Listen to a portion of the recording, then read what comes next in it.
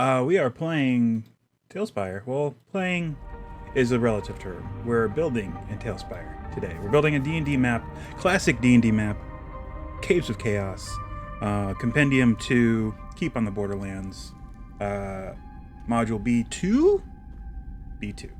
From Advanced Dungeons & Dragons, published, that's what everyone really wants to know, published in 1980, the year before I was born. So, even though I'm old, this is older. So, let's do it. Last time, I won't say last week because we've been gone for a couple weeks. Haven't been able to stream, unfortunately. And I can tell it's been 2 weeks that we missed because I'm looking in my mini feed here, and I remember that the feed cut out because we lost our internet connection when I was trying to answer a question for waiting for Perry. Hey, JME 52094, welcome, and thank you for the follow. Welcome. I was trying to answer a question for waiting for Perry, and the internet cut out, and I never got to finish my answer about TaleSpire and its functionality and all that fun stuff. So I feel bad. Waiting for Perry. I'm sorry. I had more to say. I forget where I was in my answer, but it's a good thing, worth $25 for sure. Even if you don't end up using it for playing, it's fun it's so much fun to build in. And here, I mean, I personally have no intention of using this map anytime soon. I just like building it. It's just fun. So, to that end, let us start anew back into this. We are still in the Minotaur caverns because it's a very large area, and two, we've been a little, just because we haven't been streaming and because the internet issues and all that fun stuff. If the internet had not cut out 3 weeks ago, we would have been done with this and been moving on to the next thing. But no, as it stands, we have to finish it here now. So we have one more interior partition wall to do. Just one more, correct? Yes. Okay, and it's right in this area. So let's see. It's not going to match what it looks like in the book. It's going to be what we can do, what we can fit that will fit what we have here already. Because we sort of set forth our own rules, which is the 10-foot rule, so the Minotaur can fit through all the little pathways in here. Because he's large, and we don't at any point want him to have to squeeze, because that puts him at disadvantage. And we want this to be his home court advantage. We want him to have home court advantage inside these caverns. So that'll be fun. Yeah, it's just in the tiles that we have available to us. We're not going to be able to. I mean, we can kind of, but it's never going to be 100% close to what's in the book. You just can't do it. So, where do we start here? We can come up about here without any issue. So I'm going to delete this, copy this, put it back, one back there. Whoa, too far. That good? That's good. That's good-ish. And delete that one. All right. And then I'm going to replace them with one of these. Whoop. And scooch it up a half a step. There we go. Is that, maybe.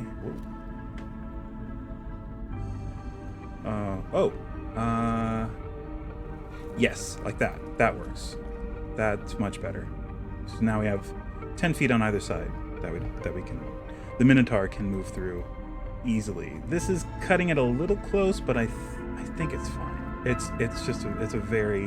It goes from 10 feet to 10 feet, so I think we can get away with that. All right, cool. So it can go there, and then it kind of has to wind its way like in an L shape again, so we can either use another one of these or make an L shape out of other stuff. I kind of like the idea of it being a solid wall. So let's do this again, because in a lot of places in here we have the stalactites and stalagmites making a kind of semi-solid wall, where you can see through it. Like right here, you can see through it a little bit. And I like the idea of there being another like just flat out solid wall, blocking stuff, blocking line of sight, all that fun stuff. Okay, so that's good, and ooh, that's a little close there. Maybe we just do. Maybe we just do a flat wall, or oh, we can do the curvy one right here. That kind of works, sort of. Oh, if we do it this way, now it works, because now the square that this is right here counts in the yeah. Oh, but now we're too far that way. Okay, then we just scoot it over here. Okay, that'll have to do. And whoops, we'll replace this. There we go. And I guess we also have to replace this over here. Whoa, there we go. All right, and just to make that transition a little easier, there, we'll do that as well. Cool. Okay. So there, and then we can also fill this with some stalactites and stalagmites, fill in this gap with probably just another piece of wall. Let's just do this. It's probably the easiest way to do it. Just do, well, flip it. There we go. And boom. Boom, done. With that part. There's still more. There's still much more. Much more. I think we're gonna continue with the full these pieces as we, well, not that one, slanty one. There we go. As we progress down. We want another, yeah, actually that'll work if we put it right there. So let me get rid of the one I just put down. Put that right there. Okay, cool. And instead of the 2-piece, we'll put the 1 right there. Just as a transition piece. And we can leave this gap here since it looks somewhat natural, like it's split. Oh, poop. Yeah, we got 5 feet there. That's not gonna work. Maybe if we use just this. Whoop. Why does it keep doing that? Like that?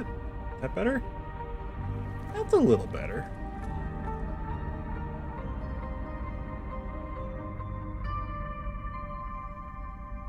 Yeah, I guess. I mean, I don't think it's going to get much better than that. Yeah, you still would have to kind of squeeze to get through there. Maybe we just do this.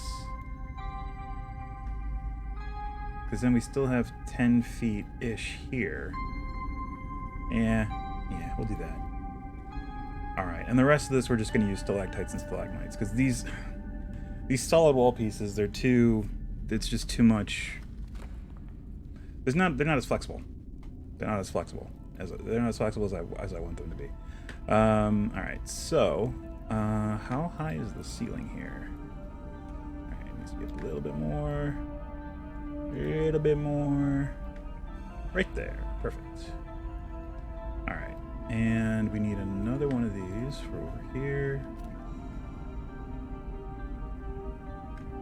Right there. Ooh, perfect. All right. And then one of these.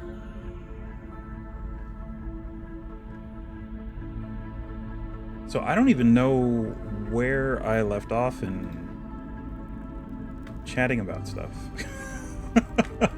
Like, I know stuff has happened, but I don't know if it's happened, like, since the last stream or what. I just... So I don't know what to talk about. I don't know. The Z's put out a few new videos on YouTube, so check them out. One of which I am in. I don't know if, I don't think that was out last time we streamed. The Spelljammer episode. I'm in that one. It was a little one shot that Elliot ran. And we died. I mean, I didn't die in game, but I'm pretty certain that the survival rate for Noctos on Athos is not gonna be great. He's probably not gonna make it.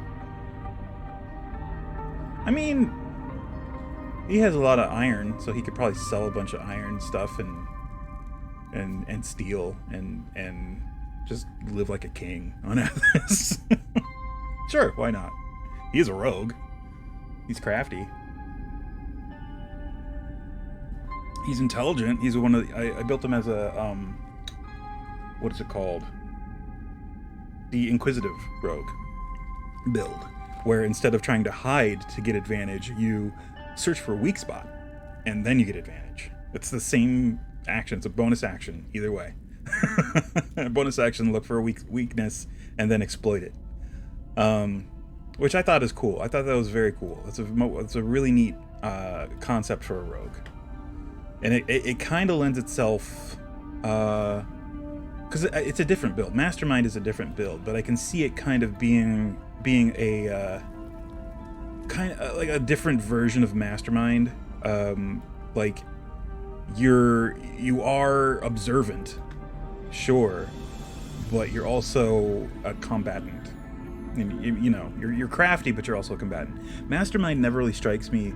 Anytime I see it presented, it never looks like a combatant kind of subclass. It just seems more like sit in the background, do cool stuff, let the rest of the party take care of the combat kind of thing, which I'm for. Don't get me wrong, I've played characters like that and I love that, but I know that's not for everybody. I remember the one and only time I ever played the Star Wars, I played a doctor who was basically a noble, and he was not a combatant character. He had like barely any good stats, but he had droids that fought for him. So he would just command the droids to do the dirty work and all that fun stuff. And he was specializing in, or trying to specialize in prosthetics, but not just prosthetics that are just, it's almost as good as if you had a regular hand kind of thing. But prosthetics like, it's a new hand and it's also a weapon kind of thing. Which I think is an eventual thread in the Star Wars. I'm not super versed in Star Wars, so I don't know for sure, but I think that's an eventual thread within the Star Wars universe. Because look at Darth Maul, when he got split in half, didn't he get prosthetics, robotic prosthetics? I think he did. And then in The Mandalorian with Fennec Shand and what's his face, Timothy Oliphant's character.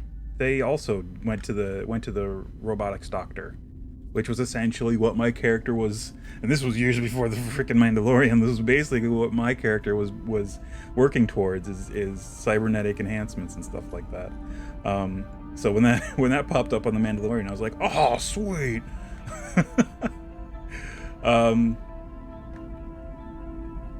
But yeah, I've played characters like that are just kind of nobles, and they're not really combatant. They're more of the face of the group, not so much which is also part of the reason I love playing bards. I love playing bards, and it's an excuse for me to kind of invest a little in the world that I'm playing in, because as a bard you kind of have to know a little bit, and you don't yourself have to know, but your character has the potential to know.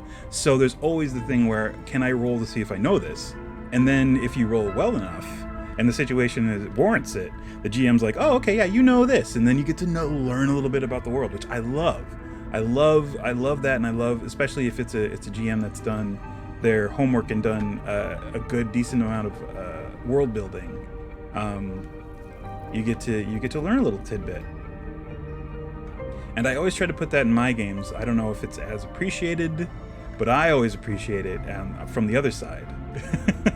I hope the players appreciate it, because I put in this effort. It's like, okay, yeah, this is a thing. Is this too much? Does this not matter? Is this? Do you guys care about this? I don't know. So yeah, Where? Oh. Okay. Let's see. We can put a beefy stalagmite over here. A beefy cheese and rice stalagmite. Yeah, you know, from Taco Bell. New Taco Bell beefy cheese and rice stalagmites. Cheese. Also, I added a new. This is an NPC from one of my. Speaking of playing bards, this is an NPC from my home. Not my home game, but I run a paid game. Just a private paid game, not a public paid game. And this is the NPC, Essenor Varens. He's a fallen Aasimar bard, and he recently took classes in Warlock to get a little extra oomph and some flexible spell slots that replenish every hour if you take a short rest, which is just so broken. It's like, oh, you can use those spell slots to also cast second level bard spells. Okay, I see. And they just come back if you take a short rest. Cool. But yeah, he's a fallen Aasimar bard, and he's from like it's my home setting. There's a country called Arnholm that's very desert like setting, or country kind of thing, and it's bordered by the sea on the north and a very dense and deadly jungle on the south. And the desert itself is very deadly. So you have just Arnholm, which is the capital, and one of the only cities, and then a couple other smaller cities along the coast, and maybe some tribal things on the interior of the desert. Anyway, he's from Arnholm, and he's a fallen Aasimar, and I have it. Basically, he was betrayed by his guardian angel, because every Aasimar is assigned a guardian. In the book is what they say. They're assigned a guardian angel, and his guardian angel betrayed him to his god.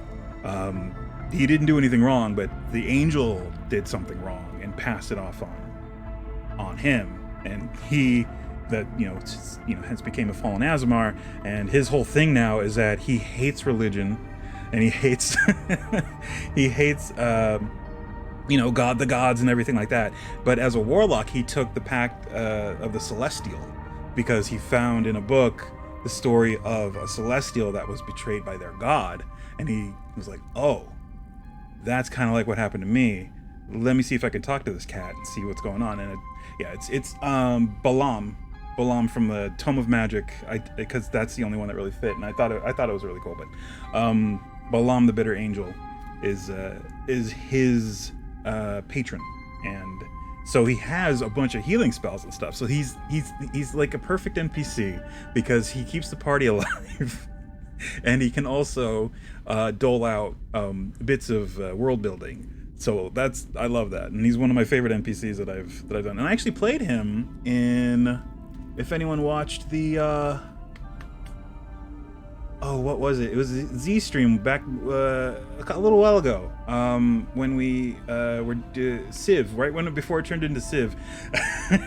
Almost. That's Essenor. That's the character from that I played.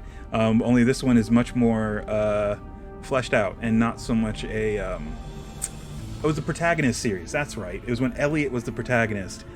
This was my support character for Elliot's one. This was Essenor. So yeah. That was a while ago. That was like, I don't know, a year and a half ago, 2 years ago. Wow. But yeah, I like the character so much. I just made him an NPC in my campaign. So there he is. There's Essenor. And I made him in Hero Forge. And I also made another one. This is for. I'm sorry, I'm getting off track here, but I like showing these off. This is for an upcoming. For my private game, an upcoming arc, or I'd say module. This is one of the NPCs. He's a dragonkin, dragonborn, and there is actually, if you go on D&D Beyond and look up the homebrew stuff, if you look up homebrew races, so it's a sub-race of dragonborn, and I think the one I picked I built this off of, at least his character sheet off, was Dahoakin or something like that. It was really nice. It was really neat. It's very straightforward. They have wings so they can fly. They have a breath weapon. Other than that, they're essentially the same as Dragonborn. Other than having wings and having, I think, a slightly better dragon breath weapon. Although I don't think it is. I think it's pretty much the same. They're essentially, and I think just being slightly like bigger. They're not large. But this this mini, fun fact, if you're wanting to make minis on Hero Forge for your TaleSpire, if you make an extra large mini, if you add wings or make it taller than it would be considered a medium-sized figure, it costs no more. It's still $8 to get the 3D digital. You can make it as big as you want, so you can make big things. As long as it's just a 3D digital purchase, it's still $8, which I think is really cool.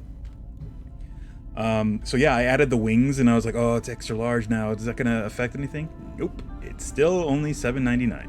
So that was really cool. But yeah, he's got a double hand axe. He's a ranger, dragonkin ranger, specializing in Arctic regions, and he's got the dual hand axe. He specializes in thrown weapons.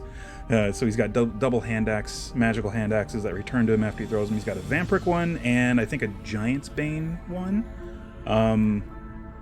So yeah, it was cool. It was a neat build. He turned out pretty cool. I dipped the wings down because he's a ranger. He's going to be somewhat stealthy. So I dipped the wings down and gave him the crouching stalking position. So yeah, that's Tygiel. And if anyone knows, I'm not gonna try to give anything away because I don't know if my players watch this, but I don't want to give anything away as to what module I'm actually running for them, because I don't like spoilers. But it is not a module. It is from a publication. So, like a magazine. It's from Dungeon Magazine, an old Dungeon magazine. Back on 3.5, and I've converted it. I'm in the process of converting it to 5e. Where's Cavern? There it is. All right. Whoa. Oh, it's derp. It's this, and it's nature, and it's cavern under nature. That's right. It's all coming back to me. Wow, why do the thumbnails keep resizing? It's so weird. All right, back to, sorry, I went on a wild tangent there. Let's get back to this.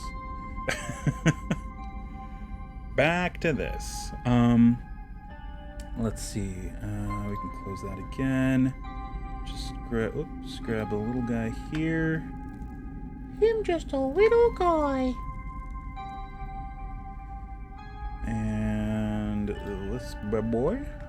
And rotate it. And level it to the right level. There we go. And put it there. And how about another one? Right about there. Sure. Whoop. Alright. Cool. Do we need to put more around the other side? Not really. I kind of like the way this looks here. Oh, I might, and I will, go ahead and put a little gap filler here. There we go. Maybe some on the corner here, and it can actually come up a little bit more, right? Like we can put some stalactites and stalagmites coming up this way. I mean, yeah. Let me move Wade's. Whoops. There we go. That build node button needs a bigger hit button. Oh, I'm sorry, that's not Wade's. That's SNR. Oh, another thing they added the figure ruler. So when you pick up a mini and move it, it tells you how far you've moved it, which is very cool. Which is excellent. And you can toggle it on and off. It doesn't have to be on, so you can just toggle it on and off right there. So yeah, it's really cool, really neat. So if we do this, I'm just kind of, I have to kind of put it within the bounds of this floor tile. There we go. And I guess we'll just do a sandwich. Just do one on either side here. There we go. And we can actually come up this way. Or do we want to? Yeah, let's do this way, because the other way is a little iffy. And just make sure we have 10 feet there. Yep, that's good enough. All right, cool. So we can fill that in with more sticky uppies and pointy downies. Is the lighting weird? Hold on. It's default sky. Okay, there we go. I kind of want to top down. Yeah, there we go. It's just easier to see that way. Mostly. Mostly. All right. So let's see. Let's throw a couple. Whoa! We lost a thing. Hold on. How did we do that? How did we manage to do that? Okay. There we go. I clicked and dragged when I should only have clicked.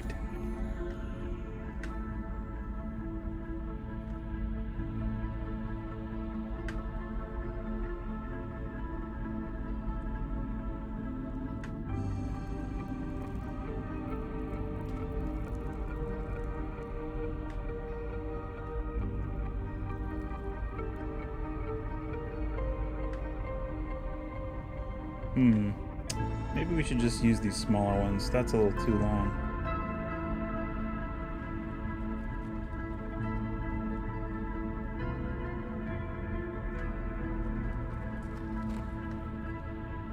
I'm trying to think of what else I got going on that's new. Not much. Internet has been slightly better. Slightly. It's been cutting out less frequently.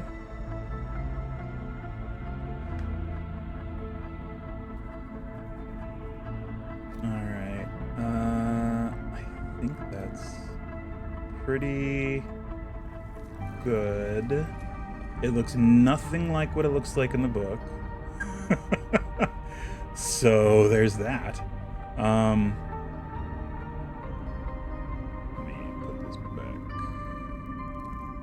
Where it was, which I think was there. Fog. Oh, exposure. There. Oh, that's too much. That's way too much. Let's just apply that. There we go. Okie dokie. Alrighty. Cool. I mean, that's. I think that's it for the caves. Let's do a. Another cool thing about this mini in particular, and let me just zoom in here, and we'll do the darkness. Boom. His eyes glow a little bit because I did the glowy. I didn't use an eye texture. I used a fire texture on his eyes, so they glow a little bit, which I thought was really cool. Neat. It's a default sky. There we go. Alright, so that's that. Let's move on. Wade's is over here. But, I wanted to, let's try this out. Let's take it for a spin, the caves. Darkness, because it's gonna be dark. Alright, who's got a torch? Asinor has dark vision, so he doesn't need a torch. Wade's needs a torch, because Dragonborn don't have dark vision. Figure that out. So moving around here, trying to navigate. It's just a lot of stalagmites. Whoa. And yeah, I mean, you can zoom out a little bit. I wouldn't allow them to zoom out too much, but I mean, they're gonna do what they're gonna do. Your players, I mean, you can only control how dark it is and what they can see. Because I mean, if you zoom out, sure, you're gonna see these other fires and stuff. And actually, should we hide these guys? Oh, you can still see their fire if they're hidden, though. Well, I guess you just have to disable their torch. Hide. And those are the beetles. I showed those last time. Pretty sure I showed those last time. The fire beetles. Disable torch. Disable torch. Alright, so there. That's a little better. So they're gonna see this flying stand unless we hide this as well. There we go. So the tough part about this, running in TaleSpire, I wish they had a GM. I mean, there is the GM overlay. So unless you're broadcasting this to your players, your view of it, you look into this, which is the GM view, which highlights all of the minis, and there is a thing. There it is. If you hold down tab, it shows you the names of all of the things. Just, you know, in the map, just on the map within a certain range. I think you have to kind of scroll over to see everything. But that's essentially GM view. So yeah, I guess that's fine. I wish there was a way to like put like a floating number, like in an area, just like a floating number, just to highlight where certain things are.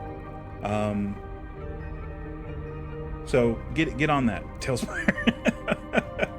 just because I mean they're all these little areas are numbered, like area 42, you know, entrance H, that kind of thing. So just like a floating number or letter system that you can just type in a number or a letter or something, and it'll just be there. And when you go into this view, it'll highlight and you can see it. That'll be extremely helpful. So get on that, TaleSpire. I'm gonna take my expectant sip of coffee. I'll wait while you get on that, like ASAP.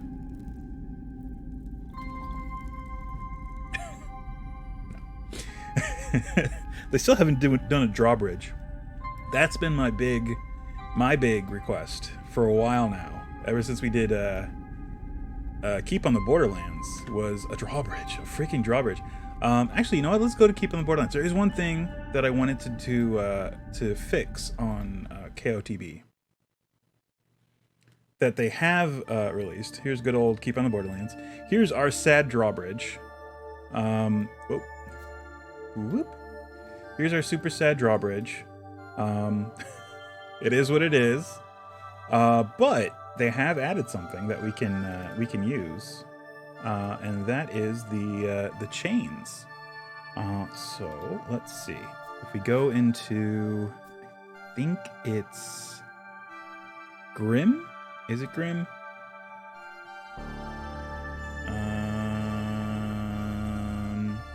Yes, it is. These chains. So cool. So if we put one here, and then here, I can't tell how this is lining up. Okay, that's not bad. There we go. Okay, cool. And then back down to here. Here. There we go. And trying to line it up on the same log. There. And there. Not quite. How about... Ugh, this is so hard to do in perspective. There we go. Cool. There. Now the drawbridge has chains.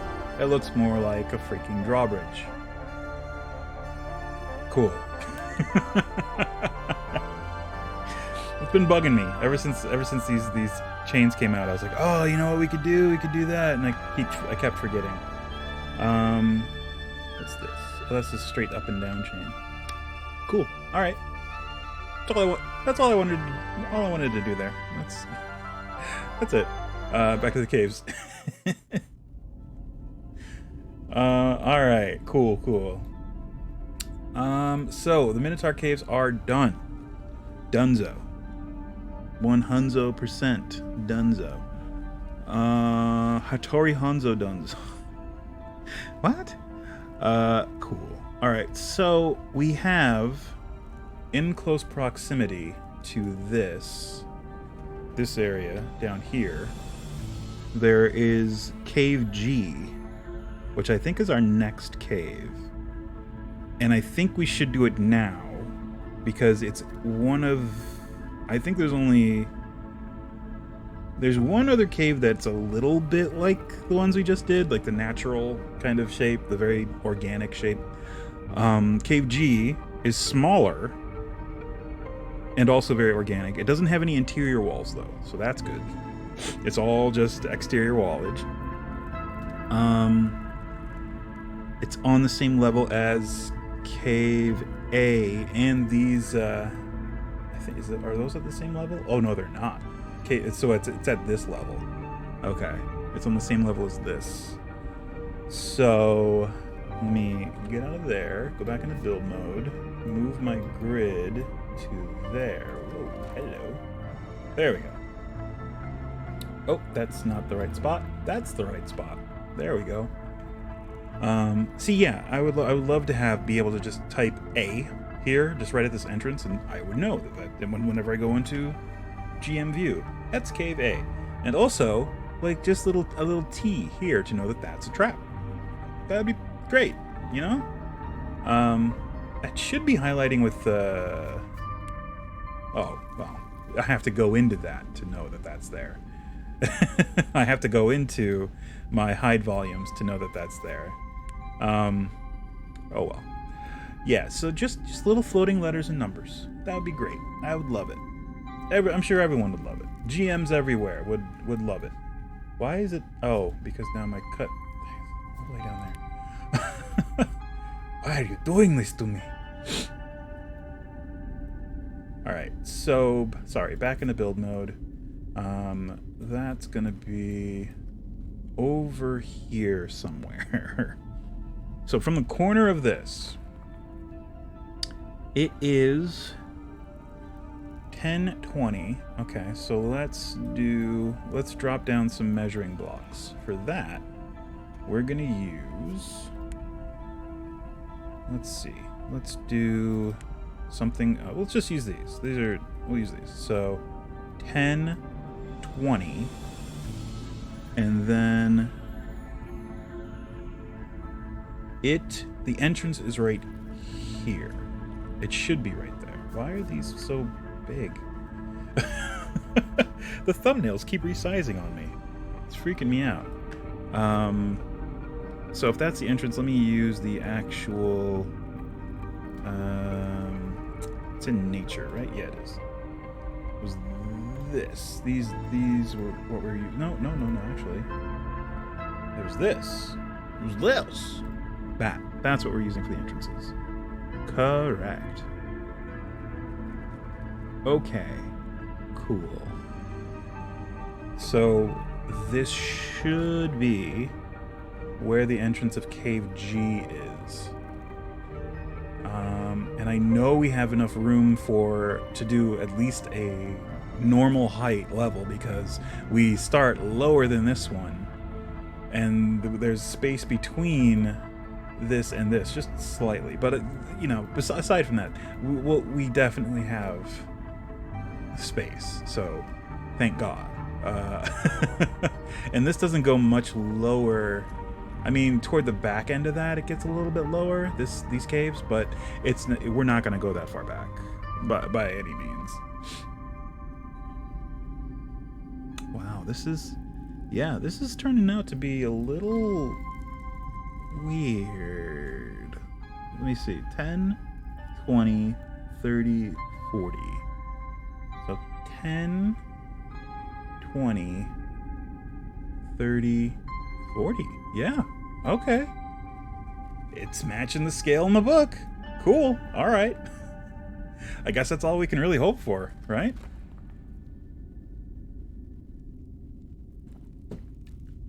Alrighty. Alright, let's do it. So yeah, my private game that I run, they're wanting, at least one of them is very, very much wanting to start to play in TaleSpire. The problem with TaleSpire is that it's only on PC, and I know a number, at least 2/3 of my play group, they run on Mac, so they just open up Roll20 in Mac, which works fine, and they just play it that way. So we wouldn't be able to, and I would have to broadcast it, which is a whole thing, which I'm fine with, but it eliminates some of the mystique, and there's some secrets that you can't really keep on there. You know, it feels bad, and your players can't move their tokens, which also feels bad. They can't look around and explore, which feels bad. You kind of want them to be able to do it, so it kind of removes some of the engagement of the experience, having to broadcast, because you're their eyes and ears. So unless they're doing something, they can just check out. Unless their character's doing something, they can check out. And often I find that's the case with my home game that I run, and I am broadcasting TaleSpire to them. They are often just kind of like, not all of them. Some of them it's more evident with some of them. They're just kind of like, it's not my turn, I'm just not going to pay attention. That kind of thing, which is fine. I mean, as long as it's not, you know, causing a issue at the table, or you know, making it so that the other players aren't having fun, it's fine. But once that becomes the case, then it's an issue. And sometimes it can be, because like if you're not paying attention and something crucial's happening, and you make a snap decision, it's like, oh, I'm gonna do that, or make a decision based on old information, like last round's information, then you can really screw up some people's, or you know, screw up a character. Like a character could die. Like if the cleric isn't paying attention, it's like, okay, I do this and this and this, and I'm lenient, so I'm not like, okay, no, you said you're gonna do this, so that's what's gonna happen. If the other players are like, he's about to die, he failed 2 death saves, he could use some healing, and which is metagaming, but it's I don't want to give metagaming tiers. Like it's a lower tier, but it's a lower tier metagaming, in my opinion. It's information that character should have, since that character is there in the world, in that situation, you know, with all of this happening. That the cleric should be aware that other character is, you know, almost dead. I'm not going to punish them for forgetting or, you know, having a brain fart, because that happens. People are like, oh, I forgot. Which is fine. But I mean, if it's like a chronic thing, like they just don't care or don't, then I think it's time to like crack down and be like, dude, you said you were going to do this. Sorry, you should really be paying attention. And which is hard to do, again, if you're not in person, right? There are so many distractions. There are tiny screens everywhere. It's like, oh, I want to check my Facebook. Oh, I've fallen down the Facebook hole, that kind of thing. So I understand, but at the same time, dude, I spent a lot of time on this. Fucking pay attention. Let's see. So this is the square of the cave entrance. I'm gonna go ahead and dress it up a little bit more than why do the thumbnails keep defaulting to medium? I don't like it. I don't like it. Small ones, please. So we want this. Yeah, see? Did it again. Weird.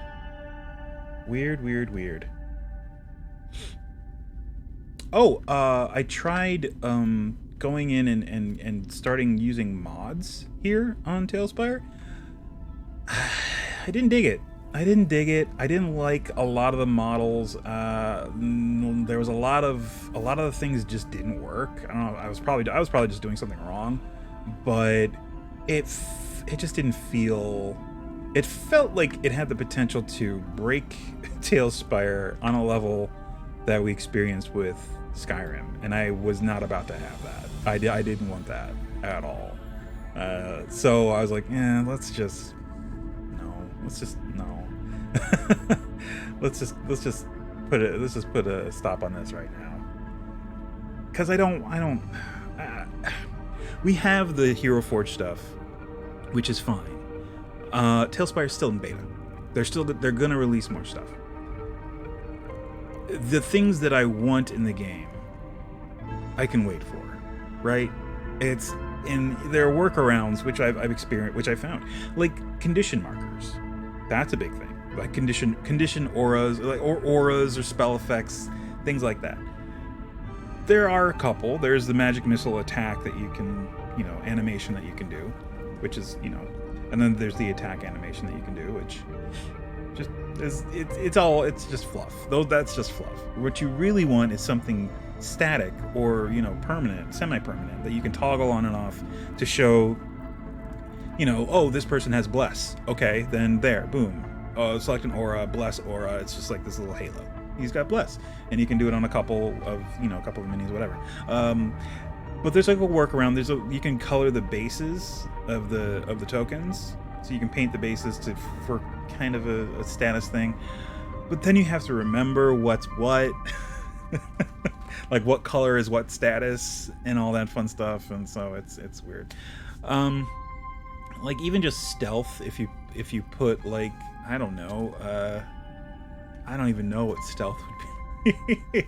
Just a little closed eye above their thing, a little floating closed eye above their thing. But then that could get confused for blindness. I don't know. I'm just shooting from the hip here. I don't know what we would actually use, but that's something that I think that they should implement somewhat soon. As this is still kind of functioning. Actually, you know what? Let's get a little weird with this one. Let's do this. Actually, I need that, and then I need. Oh, actually, there's a bigger one. We'll just use the bigger one. I should probably read what this cave is first, shouldn't I? I should probably do that. Yeah, that looks okay. What if we, and stick with me on this might seem a little crazy, rotate it like this. Or even like that. Cool. And what if we... No, that's fine. No, that's fine with that. So, yeah. Okay, cool. I like it. Yeah, what is in this cave? This is what, Cave G? Alright, let's see. What mysteries do you have for me, Sir Gary Gygax? Okay, there's A. E. G, the Shunned Cavern. Shunned. Even the normal inhabitants of this area, including the ogre, stay away from here. For the creatures who dwell herein are exceptionally dangerous. Any creature foolish enough to venture out at night becomes fair game. A horrible stench is noticed as soon as creatures enter the cavern area. Okay, cool. Already, I love it. So Area 32, which is the area just inside here, is called the Empty Gallery. The odor of these places is awful. Okay. Bones and rotting corpses are spread here and there amidst a litter of dead leaves and old branches. We can do dead leaves. We can do bones, and we can do dead leaves. We can do these things. Branches, not so much. Well, actually, yeah, we have roots. We can throw those down as branches. If a careful search is made, adventurers will find a coin every round. Okay. 1 or 2, you roll a d6. A 1 or 2 is a copper, a 3 or 4 is a silver, a 5 or 6 is an electrum. Monster money! The sound of such searching might bring visitors! Exclamation point. Roll on the table below for an encounter. Ooh. Alright, it's a 1 through 6. Well, it's actually 1, 2, 3, and then 4 through 6. So on a 1, you get an owlbear. On a 2, you get 2 to 12 giant rats, 2d6 giant rats. On a 3, you get a gray ooze. On a 4 through 6, nothing. Cool. That's kind of how I do my random encounters for, like, overland travel for my games. It's just a d6 for, like, every 8 hours of travel. See if something happens. And then for at night, it's every person who takes a watch rolls a d6 to see if something happens. And it varies. Like, if you're on the road, it's only a 1. If it's a dangerous area on a road, it's like a 1 or a 2. That kind of thing. It's like a floating scale. So if you roll a 1 or a 2, nothing happens. Anything else, you have a potential for an encounter. And then it's not delineated by the number, what encounter it is.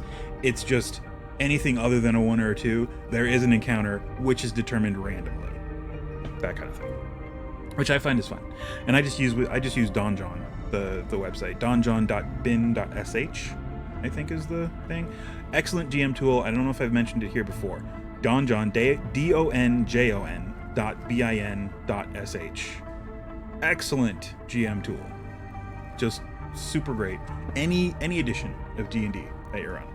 Even if, I think they have 2nd edition stuff, 3rd edition stuff, 4th edition stuff, and they definitely have 5th edition stuff because I use it all the time.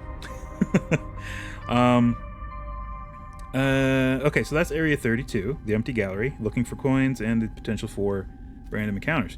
Area 33, shallow pool. This portion of the cavern is very wet, and all the walls and the floor have a sheen from the dampness. Okay, we can kind of do that. There's a large pool of shallow water, as shown on the map. There is a jewel-encrusted goblet worth 1,300 gold pieces in the water. There are 3 gray ooze monsters in this place, which we can actually do. We have the black pudding now, the black pudding mini in here. And there's actually the little green slime, too, that we have. So we can use either of those. Neither of them are gray. One's closer than the other, but... only 2 if one has already been encountered in Area 32 above. Right. Each causes 1 to 8 hit points of damage on the first round unless attacking from above, because half their damage will be taken up in destroying the foot and leg protection of the victim. Okay. Therefore, attacks cause 2 to 16 points of damage, as do attacks from above. Right. Okay, whatever. The pair always in the place are the one at the south edge of the pool and the one on the ceiling in the southwestern portion of the area. The pair always in the place are... Okay, that sounds like a typo. Or just bad grammar. There is only a 1 in 20 chance of noticing either unless a pole device, 20-foot pole, 10-foot pole, is used to prod the area before the pool, or unless 2 or more torches are held aloft so as to fully light the ceiling area. The 3rd gray ooze will be on the ceiling to the left of the entrance if present. Alright, cool. Area 34, the Owlbear's Den. There is now also an owlbear in TaleSpire. Owlbear, it sleeps in the most southerly part of the den, digesting a meal of knoll it just caught at dawn. If aroused, the beast will roar and rush out, striking with its 2 great paws and toothy beak for 1d8 points of damage per hit, with 3 such attacks per round, i.e. a claw, another claw, and then a snap of its beak. It has no treasure, but amidst the many sticks and bones it sleeps on is a bone tube. It's a scroll tube. 1 in 6 chance of noticing it for each person searching the heap, with a check for each person once per round, with a protection from undead scroll within it. Yep, it's a scroll tube. All right, so this is a pretty small area. There are only 3 areas within, and 2 monsters total: the owlbear and the gray oozes. So cool. This should be pretty straightforward. Famous last words. Let's see. What do we got? What do we got here? All right, so I guess the easiest way to do this would be to outline the walls first and then throw the floor down, which is what we've done in the past. So let's do that. I just have to remember this is going to curve out this way. It can dip into the wall a little bit, but it's going to basically curve out this way in the future. Once we get to that point, we are not near that point at the present, or anywhere close to that point currently. Okay, so the walls, which should be at this level, so we'll leave this the way it is. How do they paw? How do they go? How do they go? How does this thing go? It's actually very much along the wall there. Yeah, more or less. And probably want to throw one of these in here. Yeah, that actually works pretty well. Okay, cool. I like that. That works. Alright. And then let me get it oriented the right way here. There we go. And actually, let me cut away from... Let me turn this off. Okay, let me put this all the way... There we go. That's what I'm trying to do. Cut away that stuff. Okay, and I guess we'll just lock it in place right there. Because we're gonna need to see underneath that huge minotaur cavern we just did. So it goes up for 15 feet. So yeah, so it doubles back like right here, essentially. So we can just do this. Boom, perfect. Or we can move it out here and throw down one of these. Like that. And like that. Like that. Sometimes the clipping doesn't want to work. It's weird. Alright, so it goes out that way, and then it comes back up this way. Like so. Right. And then around like that. And around like...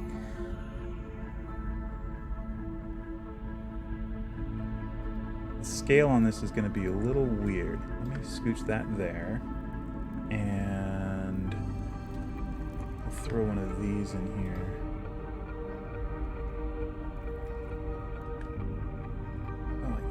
That work? Or we can just do this. There, overlap it. Perfect. Okay, it goes up like that, and then more or less across this way, and then up a little bit, and then back down. And then just down and down. So there. And there. How many across is that? 20, about 30?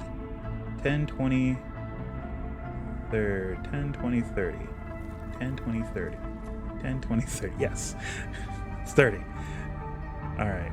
Yeah, that's about right. Cool. And then it dips down and... Ooh. Yeah, there's a little sub area there. Hold on. Oh, it basically comes straight down there. Okay. And then it goes down and back up. So like this and this. Yeah. There we go. And then there, and we want a straight piece, I think. So that's a 10-foot wide entrance, more or less. Yes. There, and let's close this gap. Let's try it this way. Whoop. Doesn't want to do it. It's so weird. There we go. Oh, and also right here. Oh, and also up here.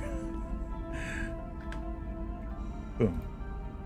Okay, so there's that. That's pretty close, and we can fit three gray oozes in there. Let me take a quick stat look on the gray ooze. Oops. Come on, Firefox.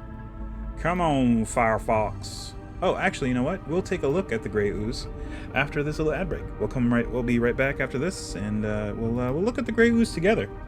Come on back. You heard?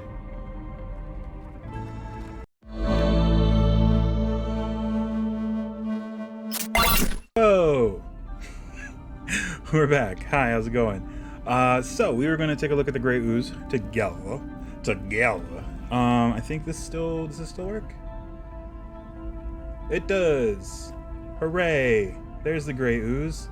I'm gonna move it over here so I can see. All right, so they're medium, unaligned oozes. Armor class 8, standard with oozes. Low armor class. Hit points 22. Very slow very slow movement. 10 feet climb and regular movement. Initiative -2. Great. They're +2 to stealth. Great. They are resistant to cold, acid, and fire. They're immune to blind, charmed, deafened, exhausted, frightened, prone. They have blind sight of 60 feet. They're blind beyond that radius, and their passive perception is 8, which is really, really low. They are amorphous, as with most oozes. They can squeeze through spaces as narrow as 1 inch without squeezing. They have a corrode metal feature, where any non-magical weapon made of metal that hits the ooze corrodes after dealing damage. The weapon takes a permanent and cumulative -1 penalty to damage rolls. If its penalty drops to -5, the weapon is destroyed. Non-magical ammunition made of metal that hits the ooze is destroyed after dealing damage. The ooze can eat through 2-inch thick non-magical metal in 1 round. So yeah. So okay, I was gonna say, wouldn't that also apply to metallic armor? And hold on, false appearance. While it remains motionless, it is indistinguishable from an oily pool or a wet rock. Oh, is it just? Oh, I see. It's just over the. Cool, that's fine. You can still see TaleSpire in the background, which is fine. All right.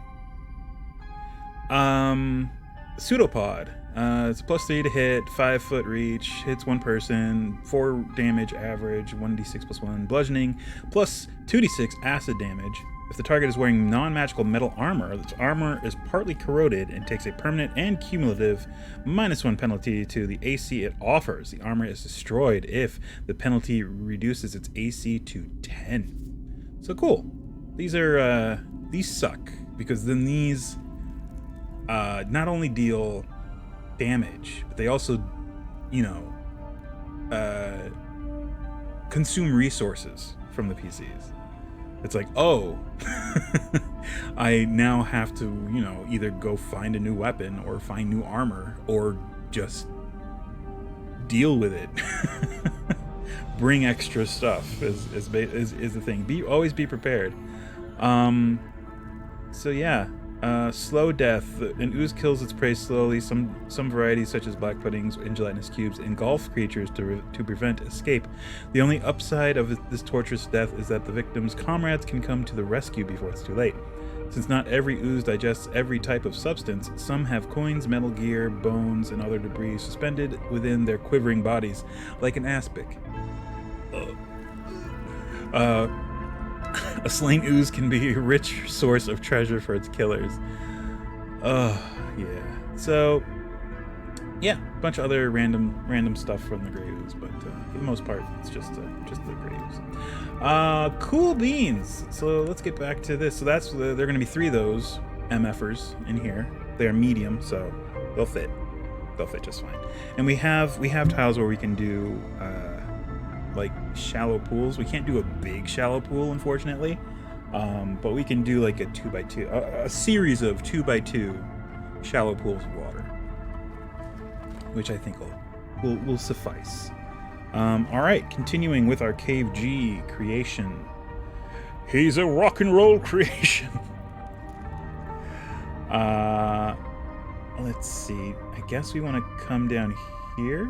Yeah, because this corridor needs to. Okay, I don't know why it exited build mode there. Whatever. Yeah, there we go.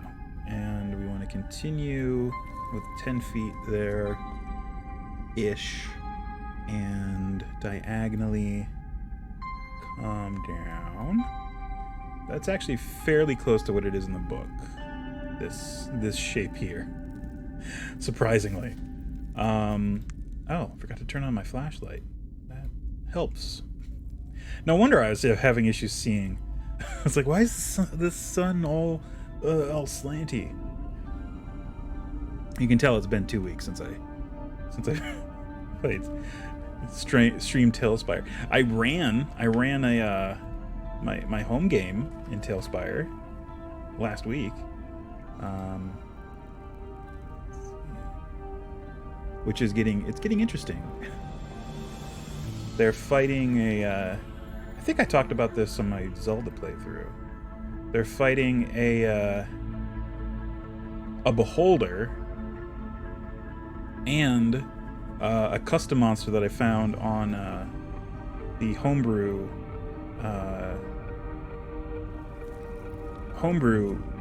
library, I guess is what it is, called a Dream Vestige, and they're essentially fighting a warlock. Well, it was essentially a vestige, a warlock patron kind of thing, and it's the infamous one from 3.5, Amon, who used to be the god Minotaur, but which slowly it's basically a piece of the god Amon. It's Amon's wrath, Minotaur's wrath. That's Amon. So it's all the bad parts of a Minotaur were kind of split off from a Minotaur and created Amon, which was basically a warlock patron for a time, and still is essentially. And then there was Atar, which was some obscure god that the Bedin tribes in the Anarok Desert worship, who was a god of healing and light kind of thing, which was essentially what a Minotaur was, the god of the sun, and then also some healing and stuff like that. So they go to the Anarok Desert, and because one of the characters, it's a plot hook for one of the characters. They have a magic weapon that's kind of cursed, or they had this magic weapon. They were trying to find out more about it. That was the whole character hook, trying to find out more about the Sun Sword. And it was a Sun Sword. It turns out that the Sun Sword belonged to a high-ranking priest in Netheril, and he, at the time Netheril fell, during the Folly of Karsus, he renounced his faith of a Minotaur because a Minotaur would not save them, and so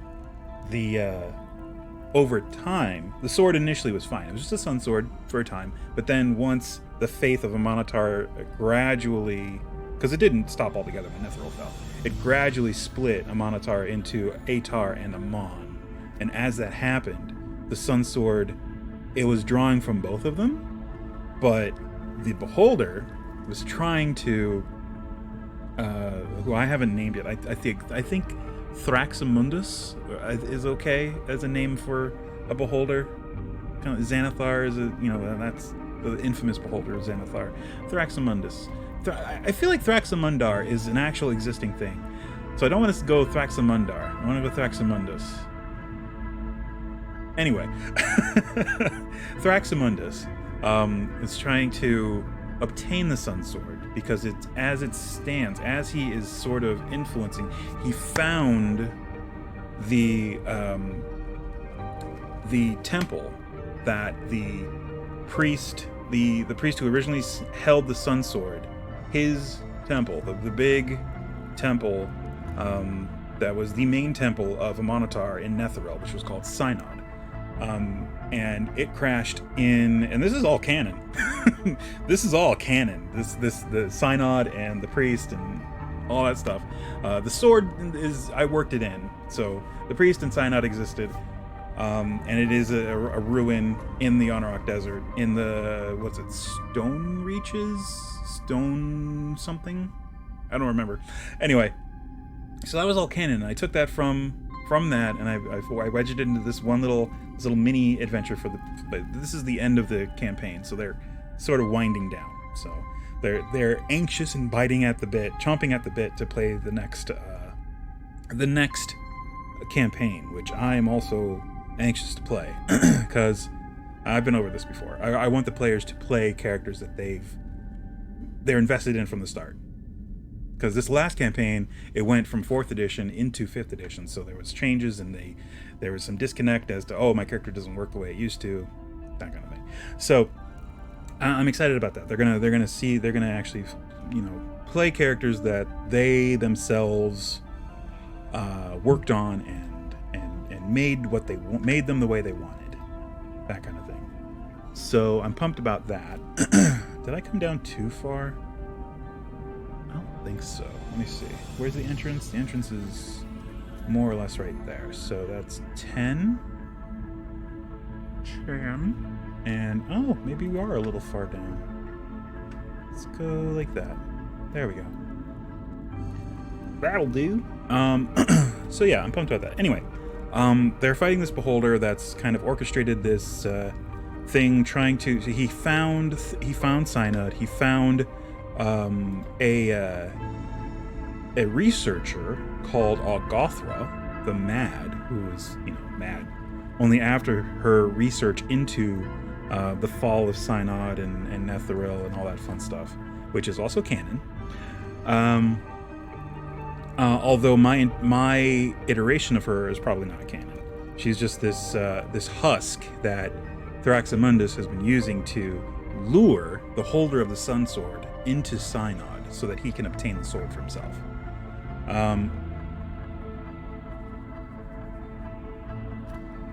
So all this happened. They got to Synod. They fought their way through a bunch of Ettins and Tomb Tappers, which was a fun little thing.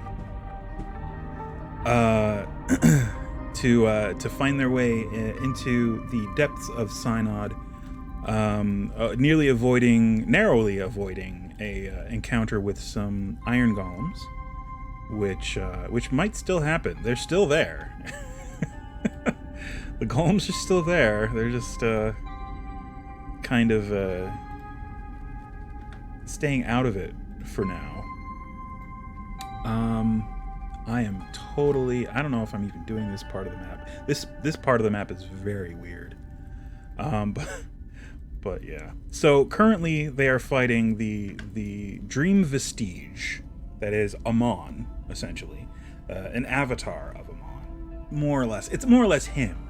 Because it's so weird because the vestiges that they kind of outlined in 3.5 in the Tome of Magic, they say that they exist in a space between worlds, between realities. They don't actually interact. They can't and can't interact with anything on the material plane aside through the pact, the Warlock Pact kind of thing. So the way I saw it is that basically this version of Amon. Let me make sure. What is Area 32 here? Is that the bug? Is that the owlbear? Let me double check. This version of Amon that they're... Oh, look, the owlbear's right there on the cover. The old owlbear art.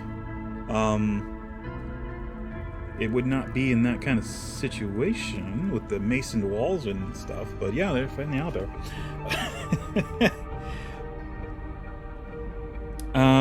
So yeah, this version of Amon that they're fighting is just a dream vestige, and I'm finding, like, I found it and I was like, oh, that sounds pretty close. I'm finding that I'm having to tweak things as I go, and this always happens when you're doing like custom made monsters and stuff like that. It's like, oh, would he actually take damage from this? No, I think he's immune to this. It's like, okay, you hit him and nothing happens. That kind of thing. Especially if like oh, they're taking away a lot of hit points from this thing real quick. Once that happens, it's like, oh, he's actually immune to this, or he has more hit points than. Because you want to challenge them. You don't want to make it like, oh, you guys actually lose. Oh, you want it to be a challenge. That's the thing. Ultimately, that you want them to win, but you want them to work for it. That kind of thing. Okay, so 32. Oh, this is just the empty gallery. So this is just where they're going to be finding coins and stuff. So this is like, oh, there's like 3 or 4. There are 4 areas that are marked area 32. Wow. Okay. And 33 was the one with the oozes, and 34 is down the ways a little bit. Okay. Good to know. Cool beans. So this is getting into the area where some of these caves and their tunnels are going to be a little bit interwoven. So we got to be a little bit deliberate and accurate, as accurate as we can be with how we're placing walls and stuff. So basically what I'm getting at, I was concerned about this 5-foot space, which ultimately it's not an issue. Nothing big is going to be trying to move through there. And if they run away from the owlbear, they can kind of hide up in here, which is a good thing to kind of have. All right, so this is going to pop out this way and then back. Okay. This is somewhat. Oh, actually, this needs to be down a little bit, like about there. There we go. So yeah, they're fighting this dream vestige, and finish your story. They're fighting this dream vestige and a beholder. They're both legendary creatures. They have legendary actions. So, and they're holding their own. They're level. What level are they? I always forget. I want to say 15. I can look it up. Collections, my campaigns. There they are. They are level 16. So they're up there. That's like the last. That's home stretch for level 20. Once they finish this little side quest, they're gonna gain 2 levels. Don't tell anyone. They're gonna gain 2 levels, which puts them at level 18, which is nuts. That's high level. That's high level. I kind of want to reward them for doing this, and this is essentially, I don't give out experience. I do it as milestones. Like, if you complete this thing, you get a level, and this thing, as nebulous as that might be, is usually like 3 or 4 encounters and also an objective. Like, if you do these 3 or 4 encounters and meet the objective, hooray, you get a level. That's it. I that's just how I do it. And I mean, and they've definitely allowed for that in D&D Beyond and in the 5th edition, because they have the option. Are you doing experience, or are you doing milestones? And I just do milestones because I don't want to keep track of it. I have so much to keep track. You have so much to keep track of as a GM. Why break it down and nitpick over numbers for experience? It's like, come on. And like, I count like story encounters as milestones, and maybe like 2 or 3 random encounters as a milestone. Or not. Well, let's put it this way: 3 or 4 story encounters, depending on level, and this will scale as you go. It's like the early levels. It's like early levels, like 3 encounters is a milestone. You get a level, essentially. Or 3 encounters and an objective is a level. Sometimes, if it's particularly difficult, if you do all the encounters and meet the objective, you get 2 levels. That kind of thing. But then as you get up in level, it becomes more. Like, then after that, it's 4 encounters and or objective and a level. That'll get you a level, and then 5, and then 6. So that's kind of how I do it. It's just so yeah. At this point, where they're level 16, it's a lot. Like this is a lot though. They've come through. They fought their way through this dungeon. They fought two tomb tappers, which are nasty. 4 Ettins, Elder Ettins, which again I found on the homebrew library, which were pretty cool. So they're just Ettins but more difficult. So they fought 4 Elder Ettins, 2 Tomb Tappers, avoided 2 Iron Golems, and they're now currently fighting a Beholder and a Dream Vestige, which are legendary creatures. So at the end of all this, they are going to be getting 2 levels. So I feel like that's an appropriate reward for their current situation. Because it's a lot. It's a lot. And at the time I was throwing it together, I was like, are they going to be able to do this? And now that I'm running it, I'm like, oh, okay, yeah, they're fine. I've given them so much stuff. It's just like, okay, yeah, they're fine. Like homebrew weapons and stuff like that should not exist, kind of thing. It's like, oh, this was a mistake. But oh well, I already gave it to them, so I can't do anything about it. Yeah, it's fine.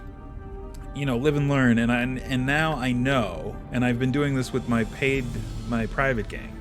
Like, I'm not giving them super broken items. I'm giving them cool items, but not super broken items. I think I made the mistake of giving the assassin a really good bow. But I'll say this, but they earned it. They fought through a dungeon that was extremely difficult. It was in a dead magic zone. A dead magic zone. Which, if anyone's familiar with 2nd edition Forgotten Realms, dead magic zones suck. You can't cast spells. You can't use healing potions because they are just vials of liquid inside a dead magic zone. Once you leave the dead magic zone, the healing potion doesn't get in. It doesn't destroy the magic of them. It just prevents them from functioning as healing potions while within the bounds of the dead magic zone, which is enough to suck. That alone sucks. So yeah, they were trying to take down these bandits who were in a dead magic zone, and oh my god, stay in build mode. Why do you keep doing that? And they died. They failed like their first try. Like two of the characters actually died, and the other two got captured. And basically, there was an underground river that runs under this. It was an underground thing on a old burial mound kind of thing that they kind of found and built out to be this sort of bandit hideout. And on the very bottom level, there was an underground river that flowed through it that they were just using to get rid of garbage. So they basically just stripped them of all their stuff and kicked them into the river and let them flow into the Underdark, which is a death sentence essentially. So yeah, all this happened. I mean, and these were story villains. This was built into the story. When they approached me about running this for them, they're like, we want this backstory for like all the characters that are playing. There's this group that has wronged them all. This like bandit group or whatever that has wronged each of these characters, and that's why they've banded together, because they found each other and they found that we've all been wronged by this group, which I think the name that I gave them was the Six Blades of Destiny, and they were just like a bandit group, but they've since split off and are doing their own thing for the most part. Some of them are working together loosely, and some of the others are just kind of off doing their own thing. So it's a great opportunity to put them as little in places where I want the PCs to go. It's like, oh, your enemy is over here, which also incidentally is where this adventure is, or is tied in with this quest. So,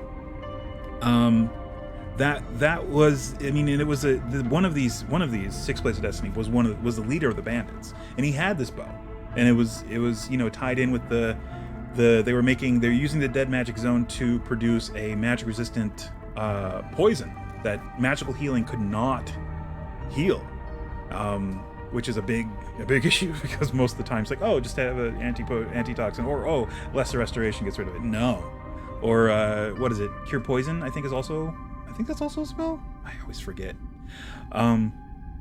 But yeah, it just would not work on it. So they were using this, the dead magic zone to basically make this stuff, and they were going to sell it to a mercenary group, and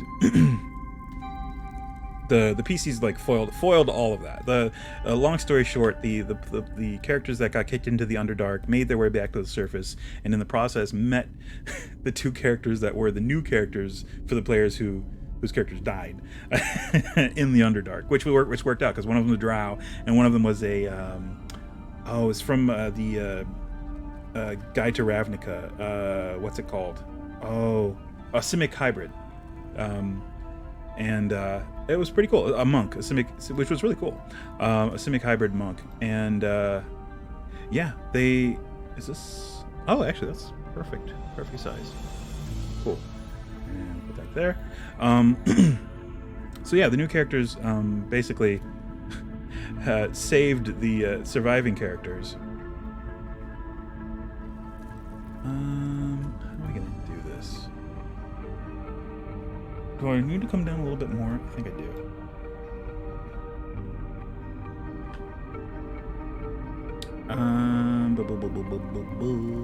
Because yeah, this definitely curves back up, and there's like a 10-foot gap, so this needs to come way down here. How? It's 10, 20, 30, 40. 10, 20, 30, 40. Okay, so right there. That is as far as we need to go. Perfect. All right, and then we're gonna curve back up like so, and then curve around like that, more or less. Actually, hey Sam, how's it going? Welcome. We are. Oh, actually, that's much better. We're building. How is it going for you? Yeah, that looks much better. We'll leave it like that. Doing good. Banana bread with chocolate chips. Ooh, nice. I made some banana bread a couple weeks ago. It did not turn out quite the way I wanted, because our brown sugar was not exactly fresh. Let me say, I had to chisel my way through some brown sugar to get to work for my banana bread. Unfortunately, and it's funny. We ordered a sugar bear, one of the little terracotta bears, and it just arrived today. And I right before stream, I went down and picked it up from the lobby. That's yeah. Need to dry out the clay. Yeah. Yep. I did not know that those existed until my wife was like, "You just need a sugar bear." I was like, "Oh, what?" You mean Sugar Bear from Sugar Crisp cereal? What are you talking about?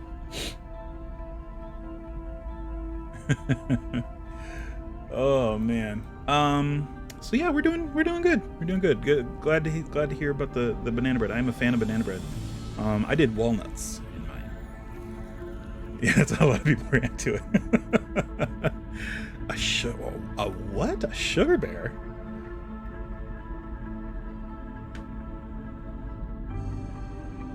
Let's see. Okay, cool. We are on track. This is proving to be a little bit easier. I'm not doing any elevation changes here.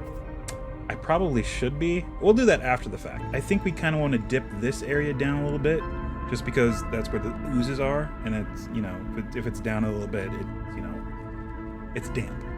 It's damp in there, so it's probably It's probably down a bit further from the rest of this area, but the rest of it I think I'm going to keep level, just for my own sanity. And I think the walls are gonna be about this big. Yeah, I don't want them to be too tall.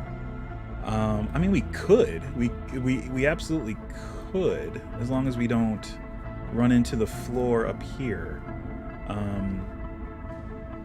Yeah, I mean, we could make them a little taller. It's not that big a deal. But we'll come to that when we come to that. We'll worry about it when we come to it.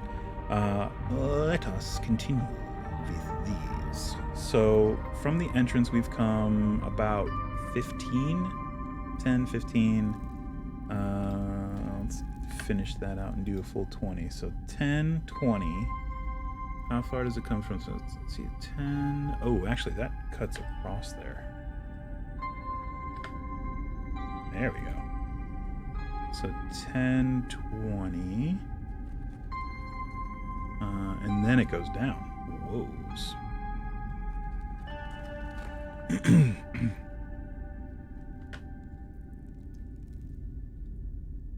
So that's 10, 20, 30, 10, 20, 30, and then it cuts across this way. Do I want to do that? Yes. Ooh, this is a little off scale. I think I need to come over a little bit here or come over a little bit here.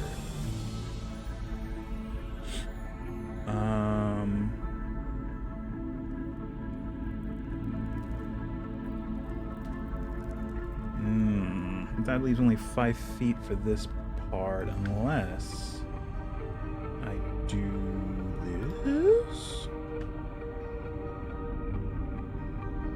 which works, I suppose. Which actually, that's supposed to be just that, it looks like. Yeah, okay, let's do... Actually, we can just do this. Done. And then... Let's see...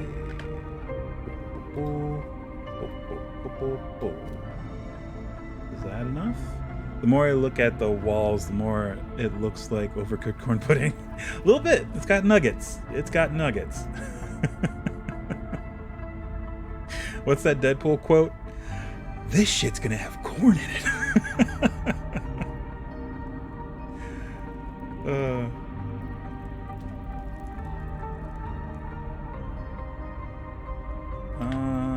Do we wanna... Ooh, actually, let me see. How wide is that? That's 10 feet. Alright, so let's do... Wow, this is really shaping out a little quite different than than what it is here in this book here.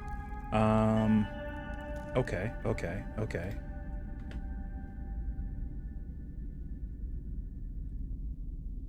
Whoop. Why does it do that? Whenever I click on this tile, it exits build mode. This quick thing. Oh, it's so weird. All right, I think that's pretty close. That's pretty close there. All right. Oh, speaking of Canadians and Ryan Reynolds, new Kids in the Hall on Amazon. New Kids in the Hall season. It snuck up on me. I'd been hearing about it for a while, like, oh, we're gonna do another season, and you know, it kind of flew off in the back of my mind, like, oh yeah, they'll probably eventually do that. You have no idea what that is? Oh, Kids in the Hall. Classic Canadian sketch comedy from the early 90s. For the time, and even for now, it's very off the wall, very edgy. Don't keep up to date on shows. Oh, this is early 90s. This was early 90s. Yeah, so they're all in their like early 60s now. Mostly watch anime on YouTube. You can find them on YouTube, I think. You can find Kids in the Hall. Just do a search, Kids in the Hall. What's a good one? Gavin. Kids in the Hall, Gavin. And you'll get a Gavin sketch. Gavin sketches are pretty funny. Or what's another good one? Buddy Cole. I love Buddy Cole. Look up Kids in the Hall, Buddy Cole. And you'll find something funny. Anyway, new sketches, which I was pumped about. They kept the intro. It's a new intro. They filmed new footage for it, but they kept the music, which I love, and the style, which I love, of the intro. So right away, off the bat, I was like, okay, I'm down. It definitely looks better because they're using, new cameras. There's not a bunch of blue screen and like cheap blue screen and stuff like that, like the originals had. And a lot of the early originals, like the later ones, they had much higher production value because I think they were on HBO. They moved over to HBO. They were on CBC for a while, and then syndicated through Comedy Central, and I think just Comedy Central, and then they moved to HBO, I think, if I remember correctly. But yeah, it was one of the like the 3 shows that I watched on Comedy Central back in the day. It was Dr. Katz, Mystery Science Theater 3000, and Kids in the Hall. Those were the 3 shows that I watched on Comedy Central. I didn't care about anything else on Comedy Central.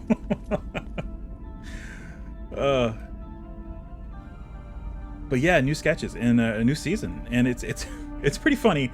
And it definitely, I was worried. It's like, well, can they be edgy anymore? There's not a whole lot, and yeah, it's still. There are still points where I'm like, oh, that's, and points where I'm like, oh, come on. But in a funny way. Whoops, did not want to do that. Oh, okay, we're fine. But yeah, I was super pumped. And I like binged. I didn't binge it all in one sitting, but I watched it all over the course of 2 days. So yeah, I was super psyched about that. I think this formation is fine. We had way too much room over here. And I think we can actually come out a little bit this way. Maybe even more. It's not going to be too much. No, actually that... might have to come down a little bit. Okay, now we're too far that way. Whoops.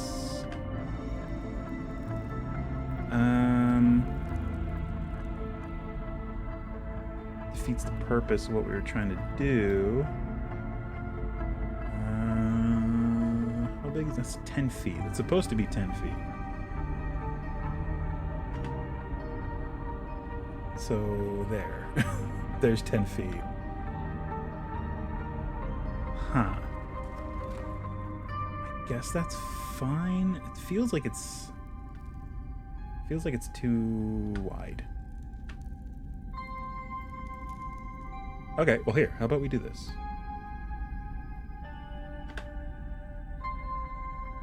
There. Now, okay. Yeah. Oops. We come out. Nope, that's too far.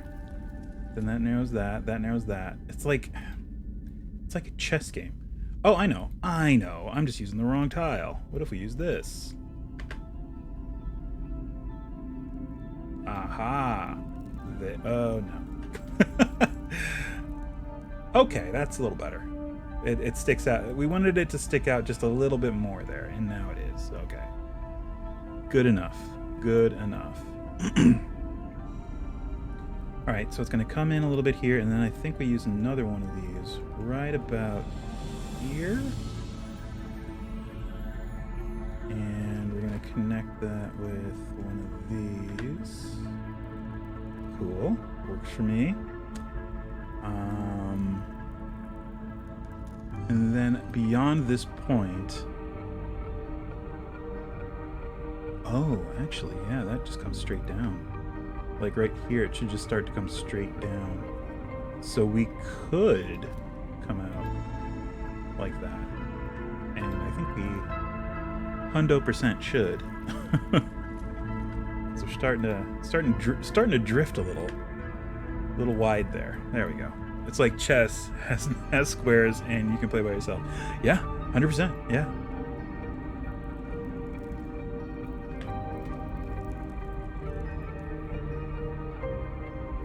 Let's see.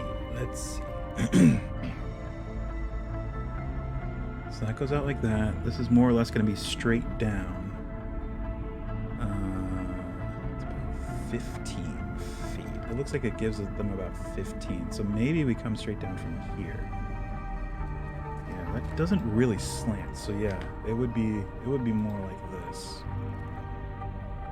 And that comes down 10, 20, 30. So that's 10, 20, 30. Cool. And so this needs to actually come up to about there. Perfect. I just wish there was a table of things you've done in order, because I've sneezed and made several fourth dimensional buildings by accident.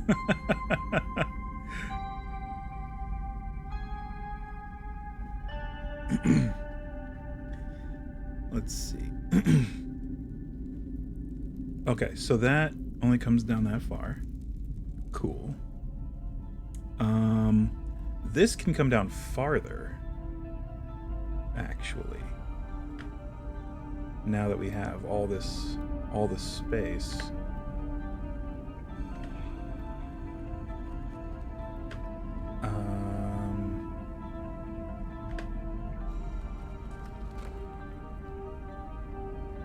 Oh, I also watched on Amazon. They also have Kids in the Hall apparently did a short series in 2010 called "Death Comes to Town" or something like that.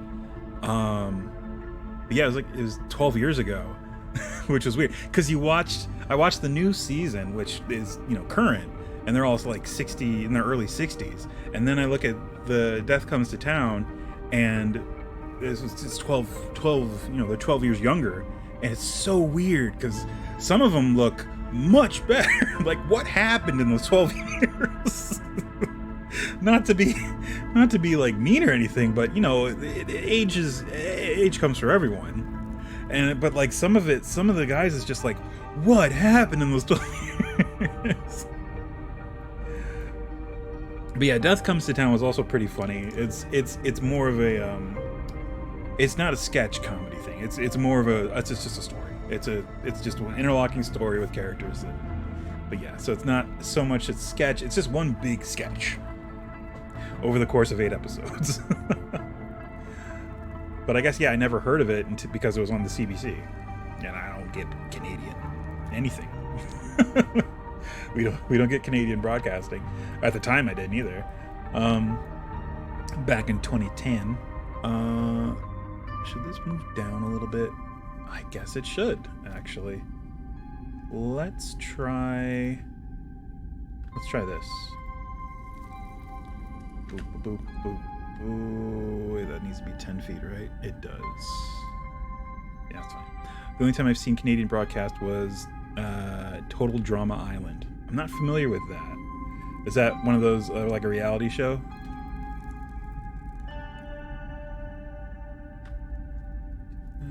Whoops. Oh, a cartoon.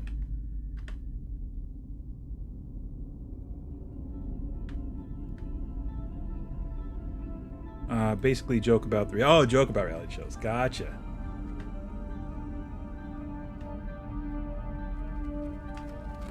I can get down with that. I am not a fan of reality TV. The only reality TV I like are and this is a guilty pleasure kind of. I like what's it called? Fixer Upper, where it's just they go into a house and they find a house for someone looking to buy a house, and then whatever one they end up buying, they go in and they just renovate it, which I like.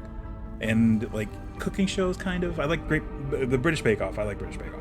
I'm okay on like MasterChef Junior. We used to watch MasterChef a lot. We don't watch MasterChef anymore. But MasterChef Junior, I'm okay on. And what's the other one? I liked American Pickers. I don't know if that's even a thing anymore. But I liked that show. I haven't watched it in forever. Today he'll be going over a lake. Oh, that's not so bad. With very hungry sharks. Nice.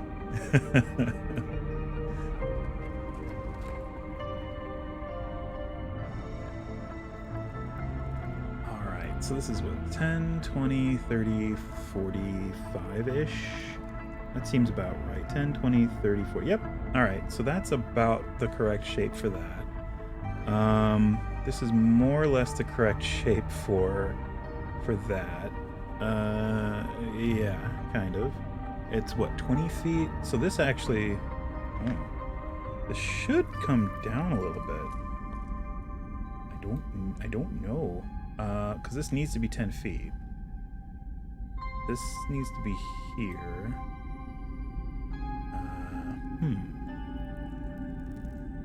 That's only 10, 20. Yeah, I guess we can. 10.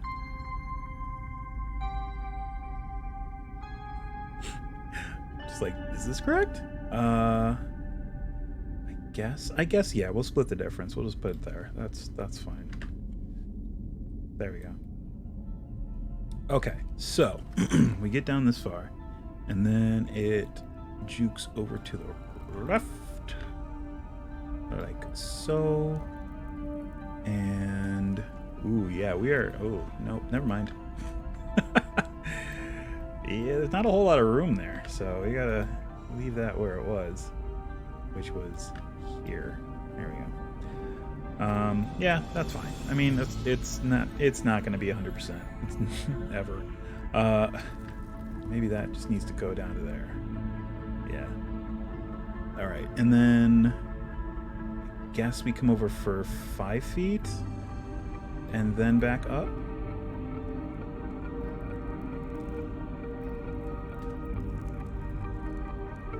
No, gotta come over there. There we go. Okay, and then it goes up. How wide is that? That's 10 feet. Okay, so I guess that's as far up as that's gonna go. Fine, that's totally fine. All right, and that came down a little bit, and then it's more or less just straight across here, and then up very slightly. Which I guess we can do that. Sure. And then it comes back down. Like so. For about 20 feet. So that's 15, 20. And then it comes, oops, again, it left freaking, it keeps doing that. It keeps coming out of build mode when I click on that quick menu button. It's so weird. Then it comes down there, and this is going to loop down into another passage, which is over here. Whoops. Okay, and then you want to maintain about 10 feet. Which I guess that is kind of, sort of, that should be fine.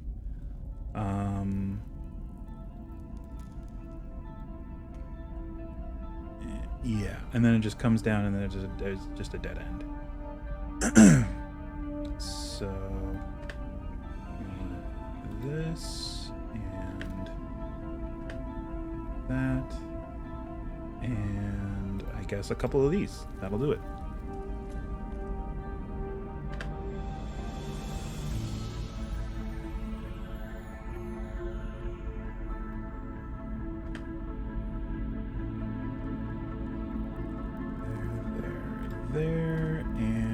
There, and I think that's it. Whew. Banana bread is done. Awesome.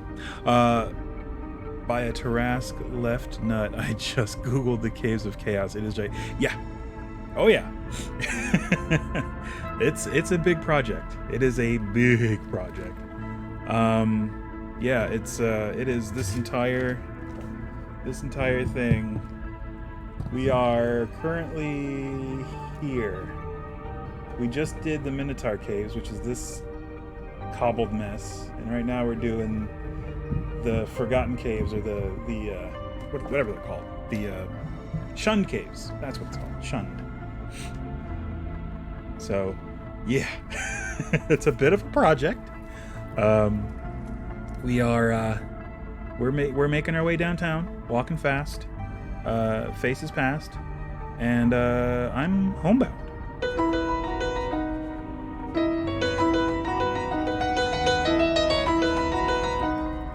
Hopefully I don't get a copyright struck for that. Please don't. It's only a snippet. It's not the whole song. I didn't sing it. I just spoke it. I saw the image, and the first noise that came to my mind was Mario 54 portal noise. Oh.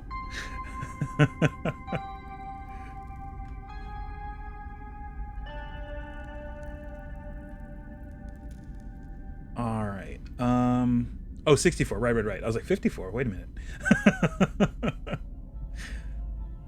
Hang on a minute. There was no 54.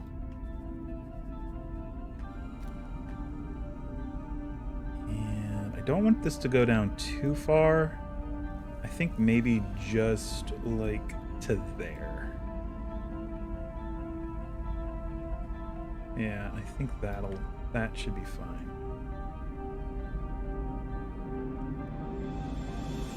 Oops. Oop.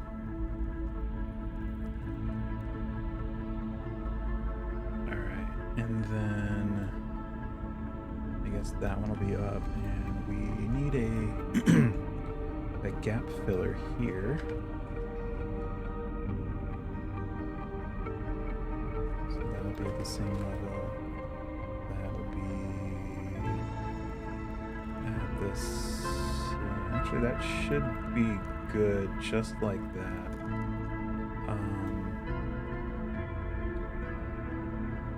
Maybe bring up these a little bit, or just that one. Okay, and let's bring that one up. There we go. Okay, cool. All right, it is almost time for our second ad break. So far, knock on wood, no internet issues. Although also on Saturday we also encountered just straight up DNS issues, which not much we can do about that, aside from switching our DNS, which is tough to do midstream.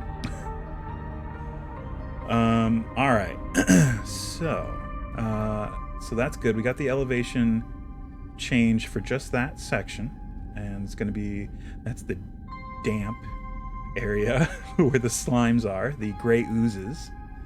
So that'll be cool. And this is more or less, I'm actually pretty impressed that this particular cave is really pretty close to how it is in the book.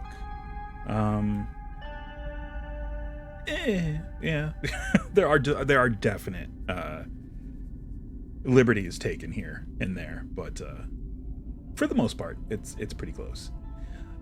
So for this damp area here, which actually let's start at the entrance just to make things easier on ourselves.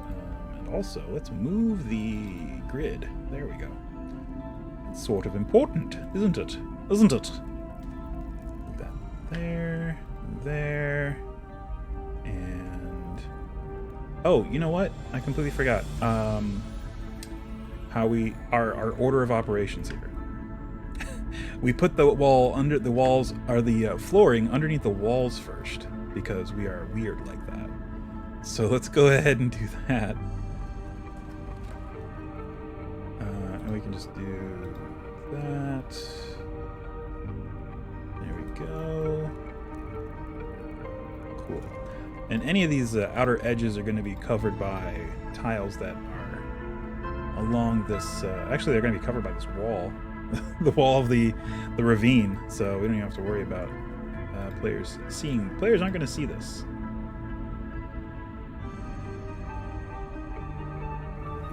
Well, they might, but they're unlikely to notice it.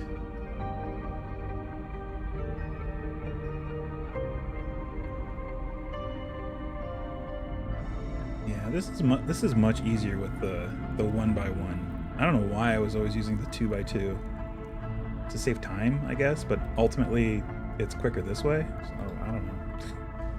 Because with the 2x2, you're always like rotating it to try and find the best orientation. And it's just like, no, that doesn't work. Oh, let me delete that and place it again because that doesn't work. So this works much better.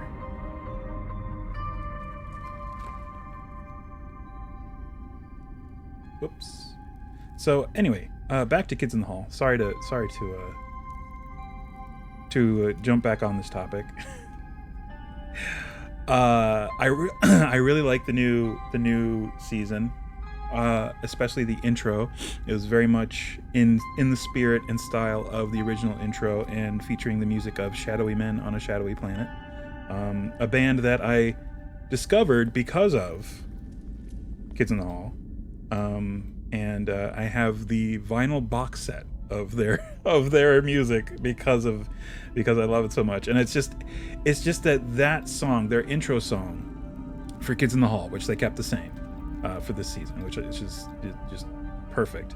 Having an Average Weekend by Shadowy Men on a Shadowy Planet. It's just my happy place. It's just every time I hear it, I just think of, oh, it's Kids in the Hall starting, which is always like, all right, kind of thing. So yeah, I love that band and I love that song. It's just so great, and I'm glad I think they actually have footage of the band now.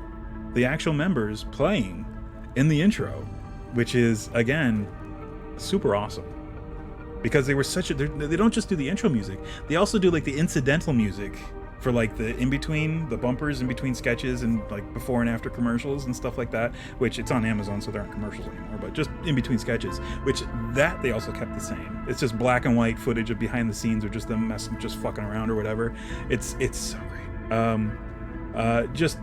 They kept the spirit very much as close as they could to the original 90s, and they brought back characters here and there, which I loved. Even some super obscure characters, which was so funny. So yeah, I recommend Kids in the Hall in general. Go back and watch like season 4 and 5. Actually, I would say watch seasons 2 and 3.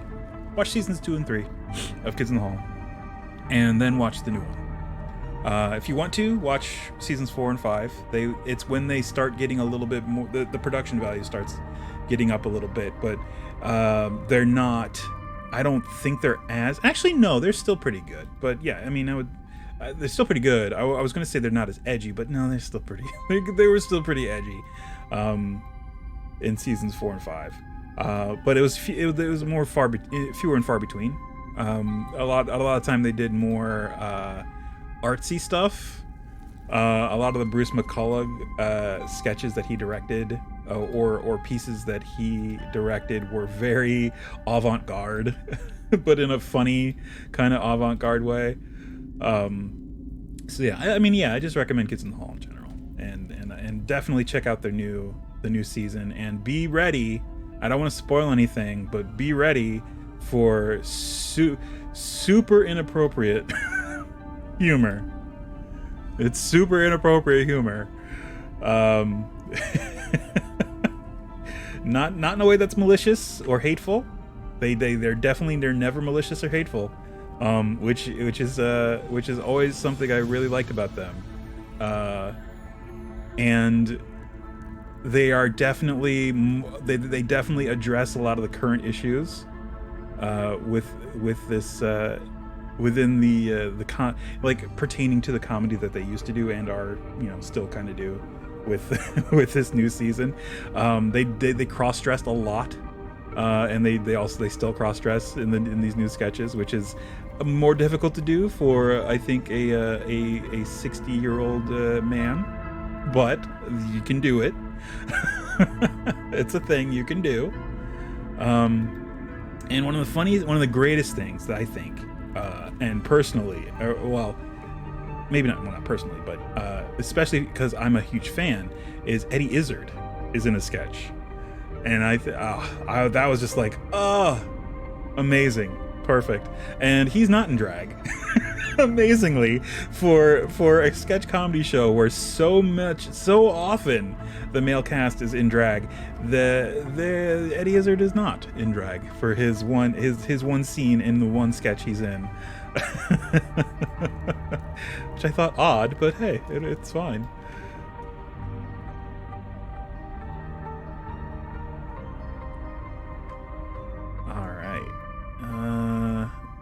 Okay, I think we have the floor around the walls all set. Oh, we have to take our ad break. We're going to take our second little ad break, and when we come back, more TaleSpire and more talking about stuff and things and stuff. BRB.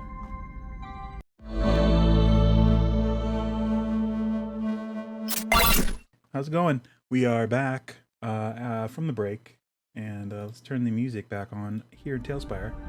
Oop, there we go. Cool beans. Let's do this. All right, so let's start with the area 33, which is the Gray Ooze lair.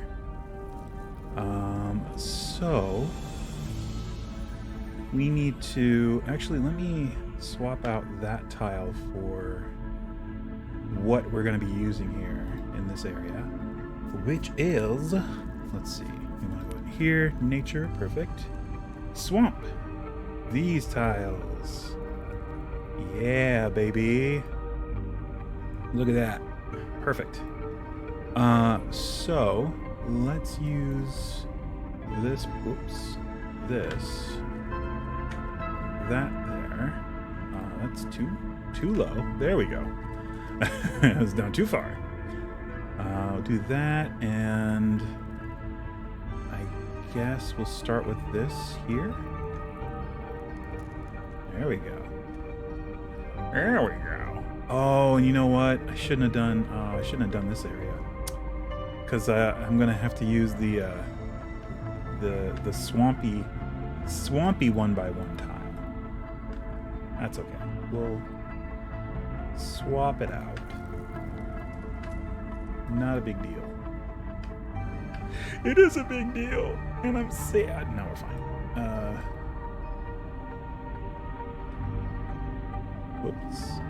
Actually, leave that one there. That one was not in this section. All right. Cool. So we want the 1x1 in these areas. Oops. Okay, there. Just this section. So there and there. And is that too high? That is up too high. There we go. And over here. Let's see. That there. So we can place these correctly. Is that down? I guess that is down that far. I'll follow you down, but not that far.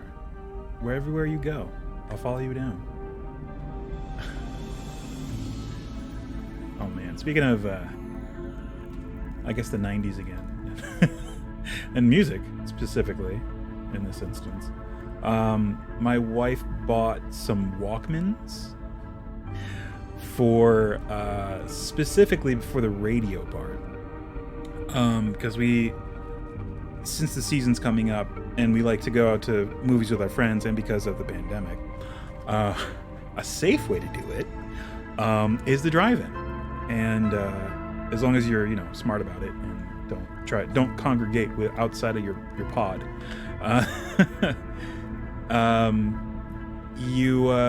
Since you're, especially if you just stay in your car, which isn't typically the fun part, because you can't really talk to your friends, because generally your friends can't all fit in the front seat. Because if you're in the back seat, you can't really see the movie. You have to be in the front seat, and even then, it's okay. The real way to watch it is just to bring a fold-out chair. Just park your car and sit, out in front of your car.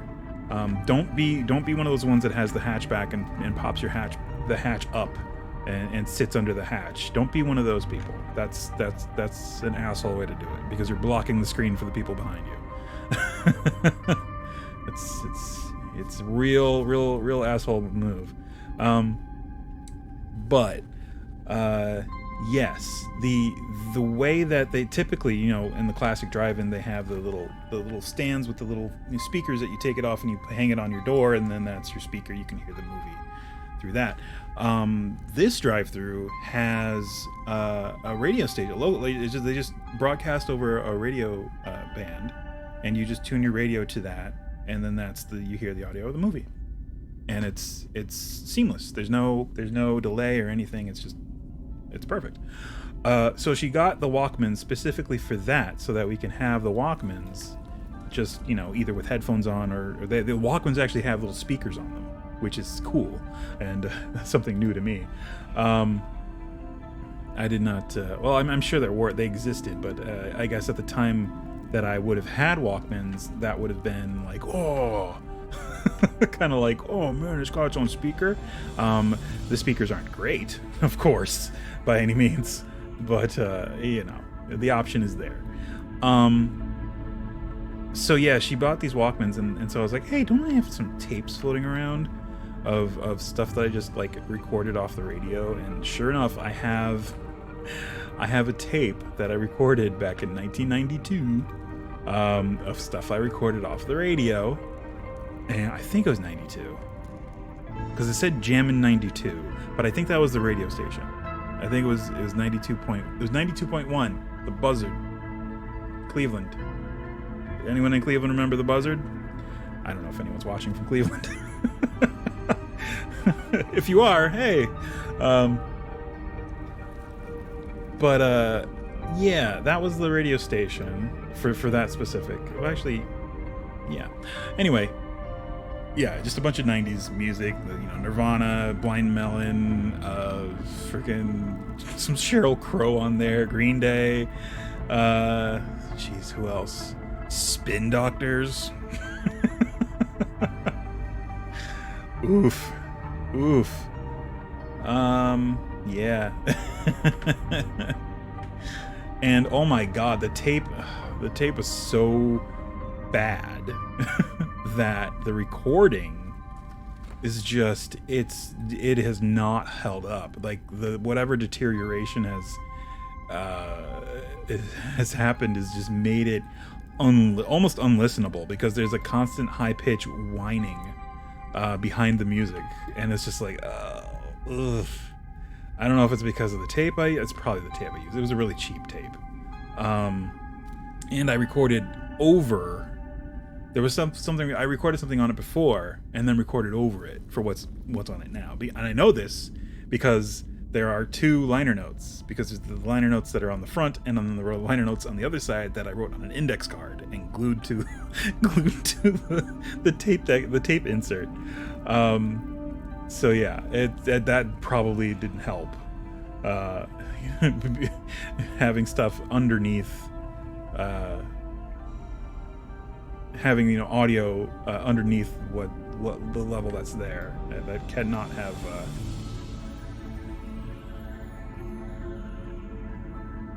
aided it in any or added to its quality by any means.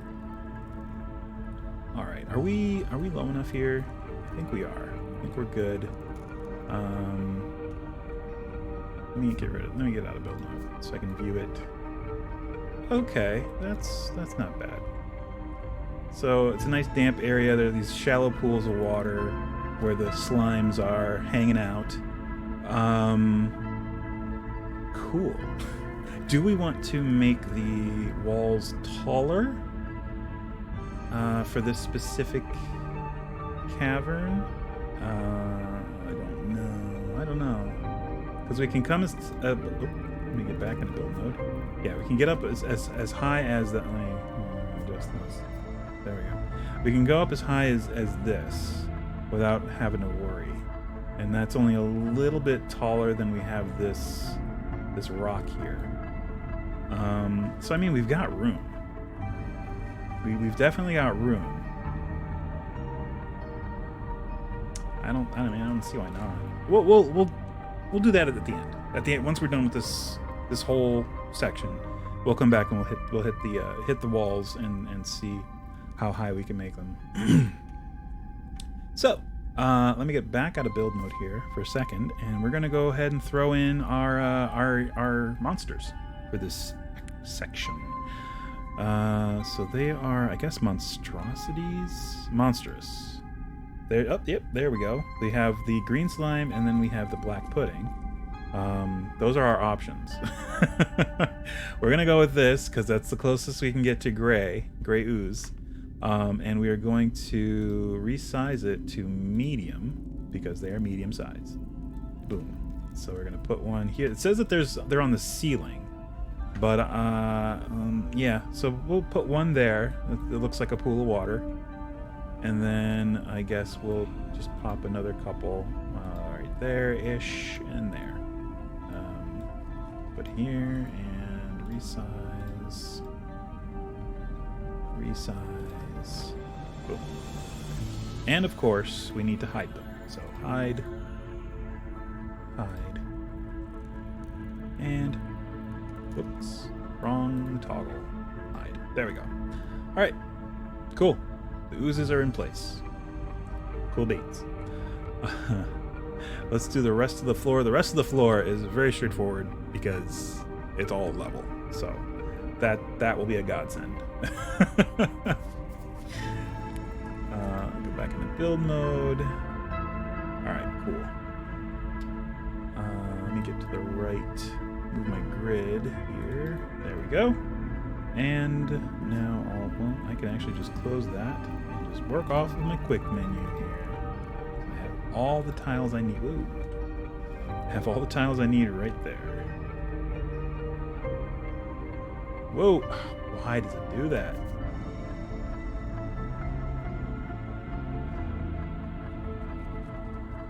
I guess I should go through and try and fill in all the big areas with this 2x2, and then come back through and do the smaller areas. That'll keep me from having to switch between tiles. And I guess there.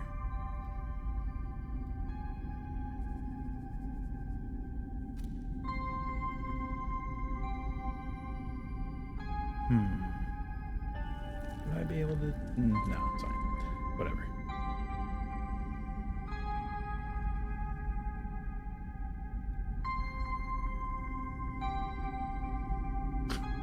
Okay. Pick one spot where you can put a 2x2. There you go. All right, and now the 1x2s, which are right there, all along here. Well, not all along there, but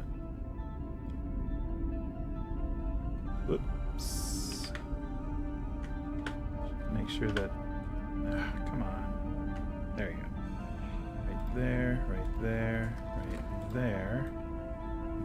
There, there, and there. And then the 1x1s. Here. Oh my god. Oh, I know what I'm doing wrong. I can't be floating over anything when I hit tab to turn on, or not tab, shift to turn on the clipping.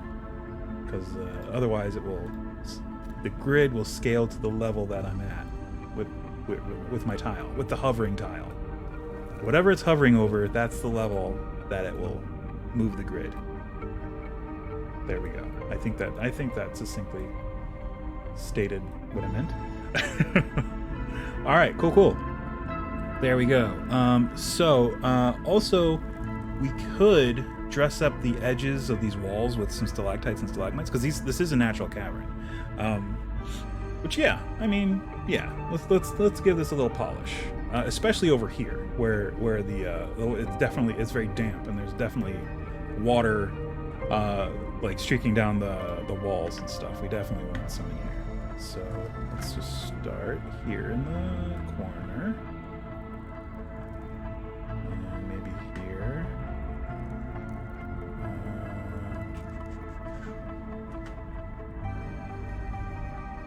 But yeah, I was listening to that tape and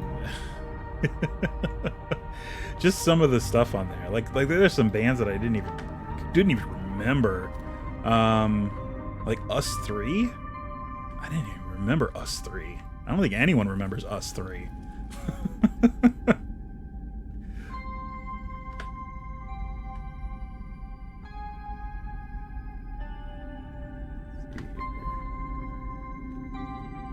But I don't know. Would that have been 92? Nirvana and all that? It might have been later. Because Counting Crows was on there, for sure. So maybe that was later.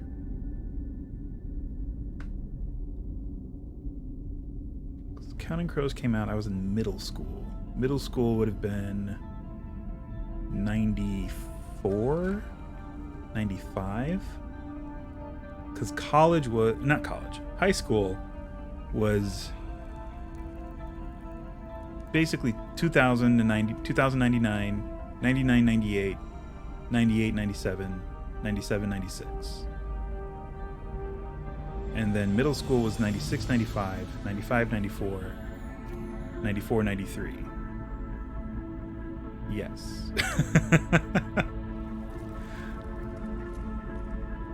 I am that old, which is not that old. Come on. It's not that old. It's kind of it's a little old. Fair enough. It's a little old. Let's see here. Let's put one over here because this gap is fudging with me. Put one right here. There we go. And how about a big bunch of them right here along this pool. And back here in this alcove-like area. I also have tapes that I taped later during, this would have been high school, when I was really super into techno. Like at the height of techno. And that would definitely, that's a definite, there's a definite date there, which is late 90s. And there was a radio show on the station that I listened to called The Digital Domain, and it aired right after, on Sunday evening, right after MTV would air their techno show called AMP. So Sunday nights I would watch AMP, and then I would listen to The Digital Domain, and I would tape it, and I would actually, like, from that tape, I had a two-deck tape player. I don't know what happened to that. It's long gone. CD tape player. That thing's long gone. Who knows where that is? It's probably in a landfill somewhere. But yeah, I would tape it on the original tape, and then I would just pull the songs off of that I wanted, that I liked, and then put it on another tape. And I have so many. I have like 10 tapes of this, because like one tape would be like, I don't know, 2 or 3 weeks worth of songs.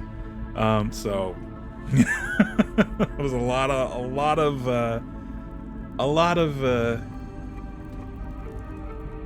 I guess shows that I kind of filtered through to make 10 tapes worth of content. And some of them, like 1 or 2 of them, I think are just the entire show, because occasionally they would just do, here's the whole CD. And I was like, oh, sweet. And just tape the whole CD. Which was a lot of fun. And pretty cool. Because back in the day, internet was not huge. It was a thing. I didn't have it. I didn't get internet until I was in college. So that's how I found new music and you know, all that fun stuff. So yeah.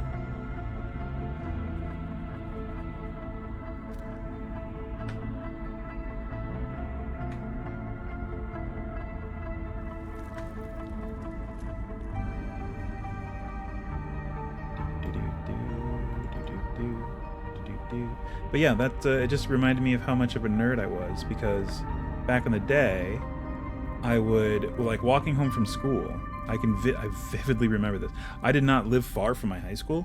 I could walk it, and I often walked home from school. It's a very short walk.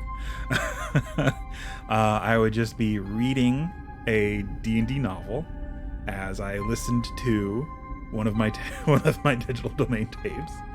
And it was walking. I would read and walk and listen to this, and it's a miracle that I never got hit by a car. Just essentially blind and deaf, walking home. Oh, God. I didn't do it while I crossed the street. I was at least that smart. I wasn't, like, walking blindly into the street or anything like that. I would, you know, walk along the sidewalk, reading and listening, and when I reached an intersection, I would stop and take the necessary precautions. But yeah, that was what I used to do. And thinking about D&D stuff in my fledgling GM years, because I didn't start running D&D until I was in, like, late college. I would say midway through, not late college, midway through high school. Yeah, I mean, I started playing D&D in not middle school. It would have been early high school. Yes. And I just continued through high school. And then through college. And I stopped for a bit in college when I discovered, my wife, my now wife. I was like, oh wait, let's put a hold on this. Let's focus on this anomaly. Something has happened here. Yeah. So, but yeah, I picked it back up. Once I locked that down. Anyway. Such a shitty thing to say. Yeah, lock that down. Ugh.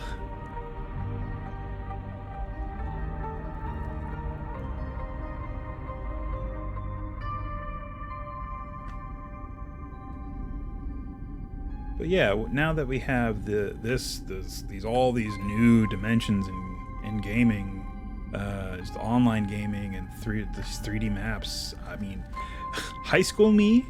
If high school me could somehow see this, I think he would poop his pants. Honestly.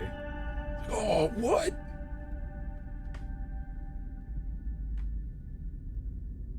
High school me, by the way, was, and I'm not thin now. High school me was a big person. I was a large man, especially later in high school. I had some LBs. Quite a few. But I shed them in college. I took a year off of college. Or I think they were split into thirds, the years. I think I took a third off in college because it was a weird vocational for-profit school. One of those shitty for-profit schools. And I worked I went back home and worked for the city, doing essentially, mowing lawns and hedge trimming and all this stuff. And it was essentially a workout every day because I rode my bike to and from, God, it keeps doing that, to and from work on top of that. So it was basically a workout every day, and I lost a lot of weight. It's the skinniest I'd been in a while. since childhood. Yeah, and I went back to college the following trimester, I guess. I don't know what it's called. I guess it would be trimester. It was funny because I got a lot of attention. I didn't act on any of it. But I was certainly getting looks that I didn't get before. But I was too much of a chicken shit to act on anything. I was like, oh, what do I do? I'm getting attention. So yeah. Oh, why did I do that? Well, we'll move these once we determine the ceiling height. I put all these stalactites down, and I was like, oh yeah, they're going to be right there. But no, they're not. They're going to be a little higher. At least a little bit higher. I would say we probably make them the level of the rest of the cavern, if not a little bit higher. That's fine. Well, we'll change it when we get to it. Anyway, this entrance is littered with, and it says in the book, fallen leaves and twigs and stuff, and bones. So let's go into here. Is it in plant? It might be. It is! There it is. Fallen leaves. Look at all these fallen leaves. That's too many fallen leaves. I think we want this, and then we can kind of layer them as we see fit. So we'll just do this. I mean, we could probably take that big bunch and put it in a corner somewhere. That might be fine. Or up against a wall. Let's see. Some more fallen leaves. Let's layer some fallen leaves on top of fallen leaves.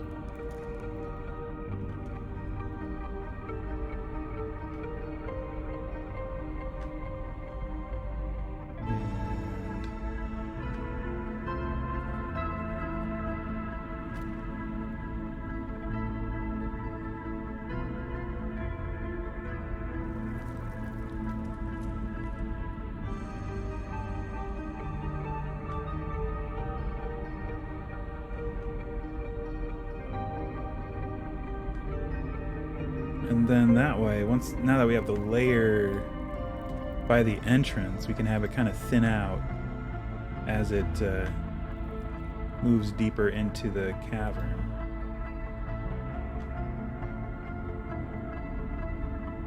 Especially this way, we can just kind of do one or two over here.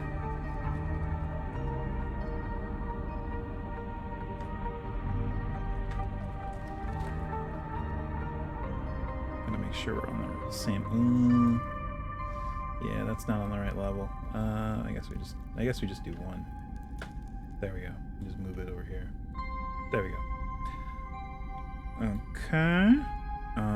So let's do this big bunch, just kind of into this wall here. Make sure that we're not sticking out the other side of the wall. We are slightly well, they're not going to see that. But we'll move it anyway. Let's sink it down a little bit so that's not floating. There we go. All right. So yeah, so the areas that are area 32 are this entrance, this cavern here,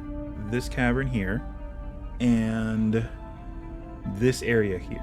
So that entire area has leaves and twigs and stuff just littered throughout it. And I think the reason is because the owlbear is probably bringing that stuff in for its nest, or its area, which we're going to put over here.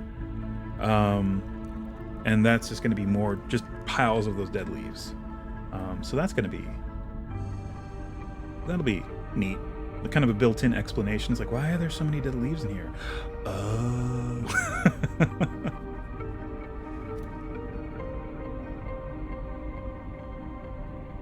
It's the worst reason. It's an owlbear. We have to fight an owlbear. Yeah, we can. Yeah, let's see.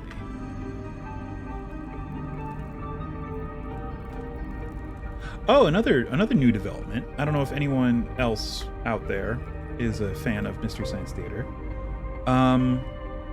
There's a website dedicated to kind of, showcasing the episodes that were available to view on YouTube, called Club MST3K, and they had a list of all the episodes, and links to the YouTube videos, and different ones too. Like if there were different versions and different people uploaded them, they would have multiple links. It's gone. Club MST3K is gone. I don't know what happened. It was just like these past 2 weeks. It's just been I've been trying because I watch it while I use it to watch episodes while I work. I just have an episode on in the background while I work.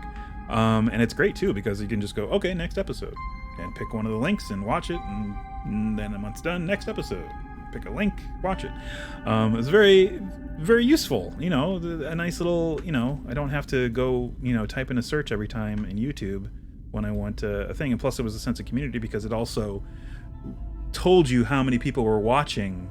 In the list, it would show you how many people were actually watching each episode and the laughs that each of those episodes gained, like the popularity, and how funny they were. So for a person just coming into MST3K, they could look and see, oh, which one of these has the most laughs? We'll watch this, that kind of thing. But I don't know if it's because the Gizmoplex is now a thing, and I don't know if they approached the people, whoever did Club MST3K, they're like, look, we got this now. Like this, you can't really do this, which seems kind of cruddy, because the whole thing Mystery Science Theater's kind of been built around from the beginning was keep circulating the tapes. Tape the episode back when VHS was a thing. Tape the episode and share the tape. Show it to other people so other people can make copies of it, so they have a copy of it so they can watch whenever they want, and vice versa. They can share tapes with you so you can copy, and so on and so on, so that it will get word out about the show. This was back in the 90s, so this was sort of the way to do it too, in like early 90s. So we're missing a point where we could put a block here. Nope, too far. Not far enough. Come on. Nope, no, it's not. Nope, not what I wanted to do. There we go. I just wanted to put that there, and also here. Apparently, I missed a spot. Okay, cool. Back to this. So yeah, that kind of bummed me out. I don't know if that's if it's because the Gizmoplex is now. We missed a gap here.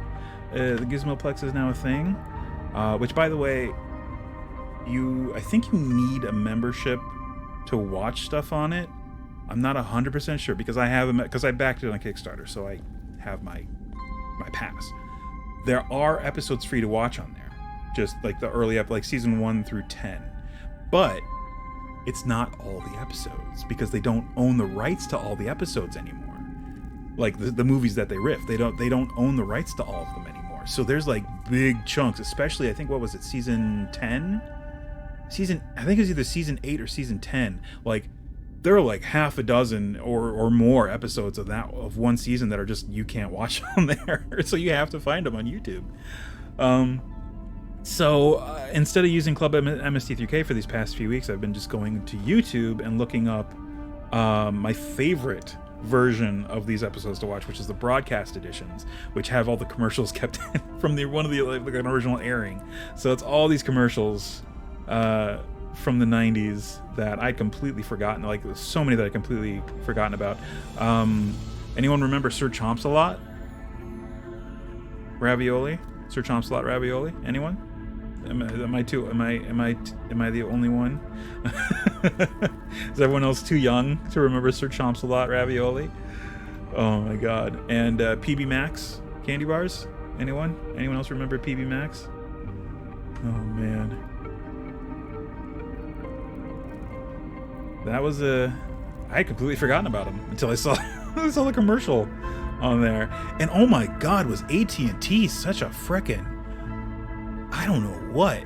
They were gung-ho for your dollar back in the 90s. My god, so many AT&T commercials. Do they even advertise anymore? Oh, I'm sure they do, but it's all cell phone stuff now, right? Of course, because no one has a landline anymore.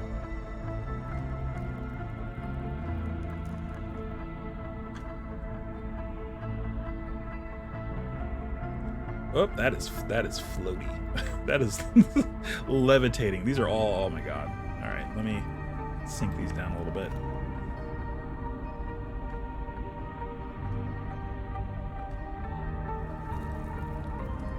Whoop, too far.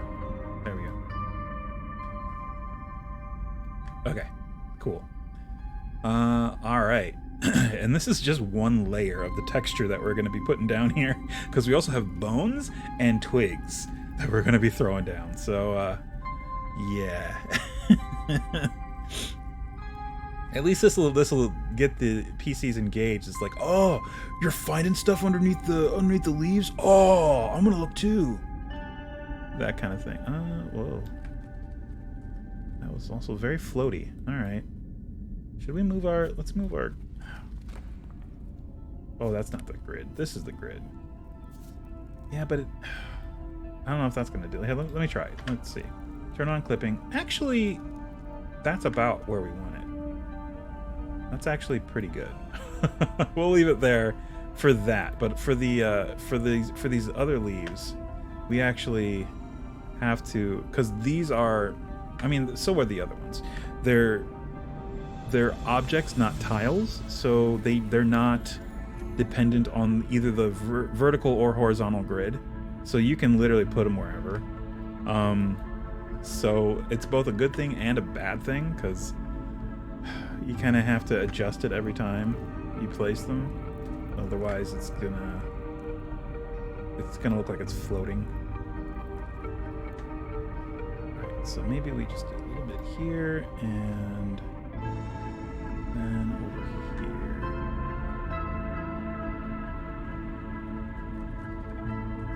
But I will say, I hope that whoever was the whoever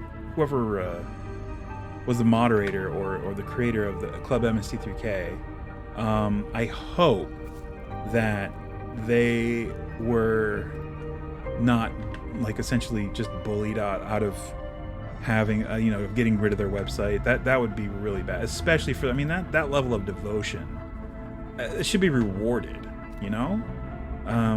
for keep literally doing what was asked, keep circulating the tapes. And it would be really shitty if it was just like, oh no, sorry, just stop. I'd like to think that they offered them like, oh hey, sorry, you can't do this anymore, but look, we have this new website and we need someone to take care of X. Can you do that for us? We'll pay you. That, I hope that was the case, because I mean, I don't even know who the name of the person that kept it up, but I hope that they at least weren't just like told, all right, no, you got to stop, sorry, no, don't do this anymore, because that feels real bad for as long as that's been up too, because I mean it was up for a long time, right? It's well into the new seasons, the new Jonah seasons. They had links for those too, like Netflix links, but I mean, you need an account to watch them, but they had links for those up there too. So yeah, I don't know. It just feels like it would have been really crappy if they were just flat out told, don't do this anymore, sorry, bye, kind of thing. I'm just gonna put some here, down on that level. There we go. All right. Let's see. If anyone watches my videos on YouTube, which are basically just edited streams, my Legend of Zelda Breath of the Wild stream from 2 weeks ago, my edit of that went up on YouTube, and I'm doing abridged versions of that now. I am now editing out a lot where nothing's happening, or I'm just gabbing on about whatever and just doing redundant stuff, that stuff gets cut out. Just the high points of the game I'm leaving in, or the low points of my human existence. So it's those. It's the high points in the game where something's happening in the game and we want to highlight it, or the points in the game where I'm being really shitty at it. Those I'm leaving in. So it makes the editing take a little longer. So if it takes longer for one of those episodes to go up, I'm sorry. That's just how it is.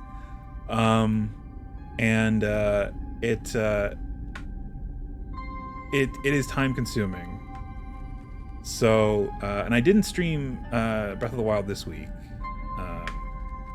Just because I had other things to do. That's how it's shaping out lately.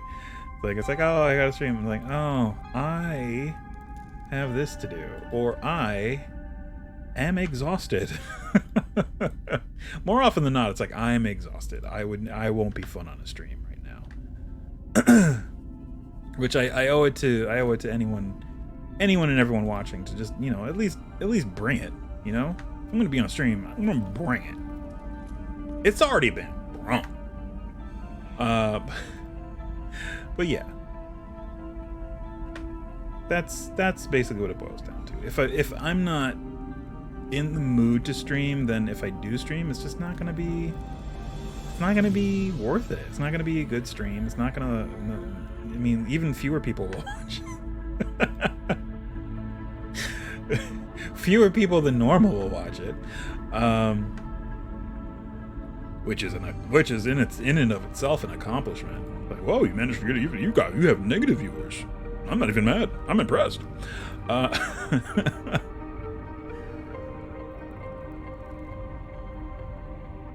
right, let's throw this here and here, and here and here, and yeah, we'll do a little bit here.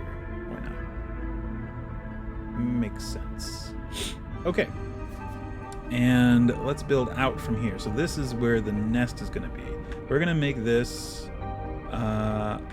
slightly different. We're going to make a circle of these piles of leaves.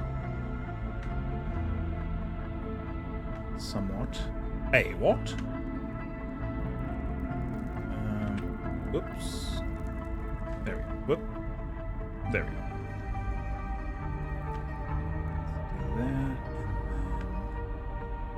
That, and then one in the middle but sunken down a bit, and then I think we're going to do another layer of them, just sunken down a bit. No real need to rotate here.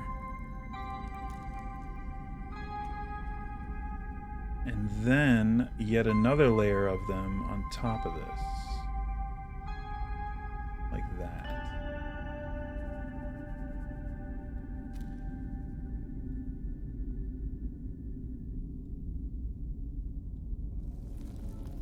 Whoops. Okay, yeah, I'd say that's fair enough. That's good enough. So, for the twigs, roots, there they are. They have their own thing. Alright, so twigs. We can use these. And we're definitely going to use these in the nest, because it gives it a constructed look. It looks like it has, underlying... Oh wow, this is a weird... It has an underlying structure of a skeleton, if you will, of twigs, keeping its shape. Like a bird nest. Like a jerk. Like a thing a jerk would say. Oh, that's too big. I guess we're sticking with this one. This is the one. The others are way too big.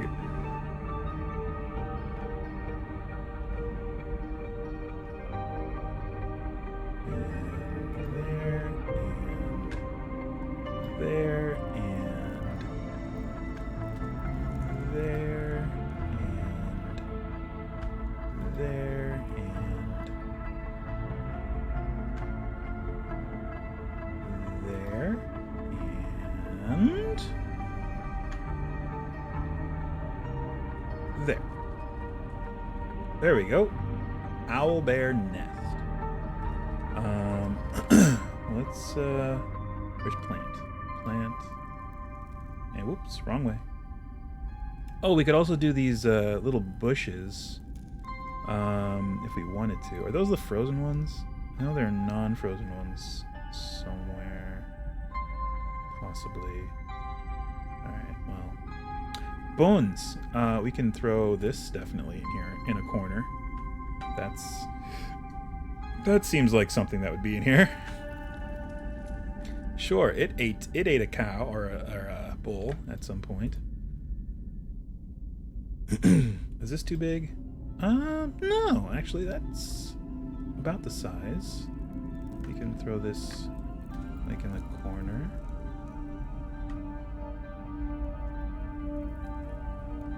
Sure, there we go. It reminds me of I was playing Elden Ring and there was a message I came across. I was in the Raya Lucaria caves underneath the academy, and there's like this horse skeleton in this shallow pool of water, and someone wrote a message, "Don't give up, horse." with the emote of this them like kneeling like dejectedly. That was pretty funny. Anyway, back to this.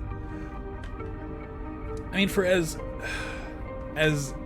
put off by that game as I was in the beginning, it's definitely a fun game, and I'm level like 94 now. I'm invested in the game. I've played. I've put hours in. I'm a decent level now. I'm venturing into areas that are tougher now. I went into Caelid, and where was it? The what's its tower? Near the Erd Tree, the minor Erd Tree in Caelid, near Fort Faroth, and that giant ass dragon. Go around the other way to the minor Erd Tree. People who play might know what I'm talking about. And I fought the Erd Tree Avatar, and I'm pretty sure it was outside my weight class, cause the Guardians, the root people that come out of the ground with the spears, those at that tree are fucking hard. They killed me like 3 times before I like made my way through them to get to the Erd Tree. It was insane. And I when I finally started fighting the Avatar, it was wrecking me. Like one hit destroyed Torrent and then knocked me on the ground. I was like, okay, screw this, and I just ran away. And I got to a point, and again I had to fight more of the Guardians with those guys with the spears to actually clear out this little like sniping position for me. And I just like got on my bow, got my fire arrows, and just one arrow at a time, took down the Avatar. I got like 130,000 runes for that. I swear. I mean, it was insane. I don't know if it was quite that many, but I only had, I think it was around 100,000 runes just for that Avatar, because I had around 30,000 already. So it was like anywhere between 90 to 100,000 runes just for killing the Avatar. Hey, Tactical Badger, welcome back. It's been a while, Tactical Badge. Welcome. But yeah, and I was like, holy crap. And Fort Faroth, which is right on the other side of the giant ass dragon that does nothing, is tough. I mean, because there's the giant bats in there and sirens, and they are too difficult. They are way too difficult. And oh Jesus, I was just like, all right, I'm gonna get in, I'm gonna get the thing I need, and I'm gonna leave because I can't deal with it. So after a couple tries, I actually finally did that. But yeah, that whole area is just super hard. But I'm going into more areas in Caelid and stuff like that. Where are the roots? Roots are all over. And you know, trying to do more there at least to get some levels and stuff. I got to the Altus Plateau. It is also incredibly difficult. Even at level 90, I'm just like, oh, this is too much. Are these floating? No, they're fine. They're at a decent level. Decent level. Yeah, sorry, I'm doing Elden Ring chat during my TaleSpire stream here. Yeah, I'm sure everyone tunes into my TaleSpire stream for Elden Ring updates. I should just stream Elden Ring. I know it's one of those games that, you know, playing it on its own, it occasionally has a hiccup where it disconnects from the network and all that fun stuff, or my controller will die, which that happened the other day. That was fun. Or again, my internet will decide to crap out, which occasionally again happens. And you know, when you're not streaming, it's like, oh, this sucks, but you know, you get over it. But if you're streaming, it's just like, well, this really sucks. I'm losing. I've lost momentum. I've lost viewers. I don't know what to do here. Should I try again? Should I load it back up, or should I just call it quits? It's that kind of thing. I mean, I'd be okay with it for like, I don't know, like a bonus like hour stream or something. I don't know if I would stream with the character or the game that I have now, because I'm so far along that it's just like, well, I'm this. Sorry if you had your suggestions as to how to play, but I'm sort of invested in this.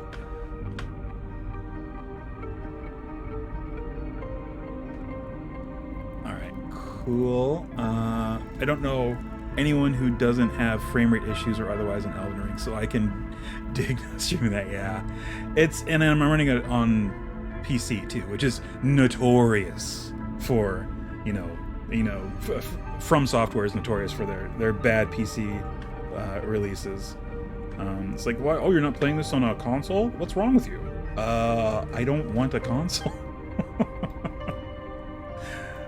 That's what's wrong with me. All right, so we have the twigs, more or less. Actually, we should probably throw a few more in here, just here and there and everywhere, bouncing here and there and everywhere. They are the gummy bears. There we go. A couple more twigs, branches. We can put a couple big branches too. Yeah, I'd say these are okay. Just a big branch right there. Just sitting right there. And another big branch right there. Yesterday, back on Elden Ring, sorry. Yesterday, I tackled the Tower of Fire and Frenzy, whatever it's called. The tower that drives you insane if you keep it in your eye line. That's just to the right of the Grand Lift. Because I went up there one time and I started going insane. I was like, whoa! just ran away. I didn't know why. But yeah, I looked it up and I was like, oh, that's why. So I tackled that. That was a pain in the ass. That was a huge pain in the ass. But I did it. I finally did it. I got to the tower. I defeated all the freaking rats that have the madness in, they're madness rats. So if they hit you, you also get frenzied. And then you're building frenzy just by being in the line of sight of the tower. It's just a pain in the ass. So I beat that. And I went past the frenzied village, and I got to the chapel, only to be invaded by an enemy who sucked, who had a spear. And my current build uses a spear and shield, a great shield. I use the jellyfish shield, which is, I love the jellyfish shield so much. It's just great. I mean, other than that, I've also leveled up a brass shield to super high levels, and it's actually pretty boss. And I use the tree spear, which is just so awesome. But I beat this guy. It took me 2 tries, but I beat this guy, and he's got a spear. And I'm like, oh, this one actually does madness build up. So I'm like, oh, this is an option. And it does also scale with faith, because I'm a faith build. it also has it scales with your faith. It's like a D, so it's not as good as another another weapon might be if it has like a C or a B, but it's still pretty damn good. And it takes somber smithing stones, so I wasn't able to level it up quite as. The nice thing about the tree spear is it takes regular smithing stones, so that's a good and a bad thing, because it only takes one somber smithing stone of a level to move it to the next thing. With regular smithing stones, you need 2 and then 4 and then 6, and then you get to the next one, and then it's 2 of the next level, 3, 4 of the next level, 6 of the next. Anyway, so it's both a good and a bad thing. How very Demon Souls. yeah, it's a Souls game, so yeah, it stands to reason. Let's see here. Okay, so we have the twigs, we have the leaves. Now we need the skullage. So for the skulls, I'm just gonna do the little piles of bone here and there, like so. Just amongst the leaves, amongst these big piles of leaves, every now and then. Let's see. Oh, we're over time. Sorry. Whoa, we're a little over time. We'll place a little bit more as we wrap things up here. Thanks everyone for watching. Sam, Tactical Badger, always appreciate it. Anyone else who was lurking or watching, always appreciated. JME52094, thanks for the follow. Super appreciated. We will be back on Thursday next week with some more Breath of the Wild. So tune in for that, or you can check out my YouTube channel and watch the abridged version, so you don't have to sit through 3 hours of gameplay, and instead it's only about an hour and a half with some edits and funny stuff and stuff like that. So I have abridged versions of my latest, an abridged version of my latest Breath of the Wild up on my YouTube, available for viewing.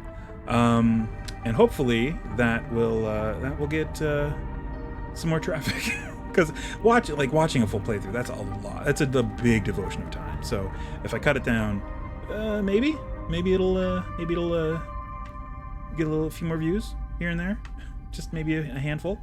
But yeah, I mean, I watched through it, and it's definitely. I tried to pace it in a way that, it's here's this thing happening, and as soon as it starts to dip, I'm like, okay, we cut out this bit because this isn't interesting. Or if it's a part where I have to like redo a thing, I definitely cut that out. So yeah, hopefully that's cool, and check it out if you want. Aside from that, if anyone is been very, very busy, but hopefully can watch some. Hey, yeah, always appreciate it. Thank you, Tactical Badger. Always appreciated. Aside from that, if you're looking for a game of Dungeons and Dragons to play monthly, I have a standing game that I run through Roll20. And I know it would be nice if it was in TaleSpire, but it's in Roll20 because that's the most accessible VTT for people. Since you don't need an account, you just sign in, use the table link that you get from buying a ticket to the game, and you're there. You don't need anything else. You're just there. It's fairly intuitive. So yeah, it's using Roll20 and D&D Beyond and Discord. So if it's a standing game. They're dungeon crawls. So if you're looking for just a monthly game where you can hop in and play with a group of people, or if you are I don't really have the info is me speaking, because currently there are no tickets up because we're trying to get players. So it's just a dungeon crawl.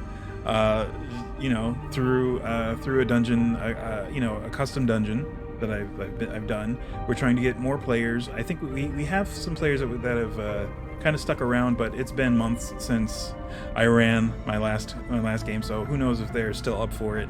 So we're looking to just get enough players to play monthly. So it would be an investment monthly, and the tickets are $8, and it gets you a seat at the table and a greater healing potion for your character for that session. So that's fun.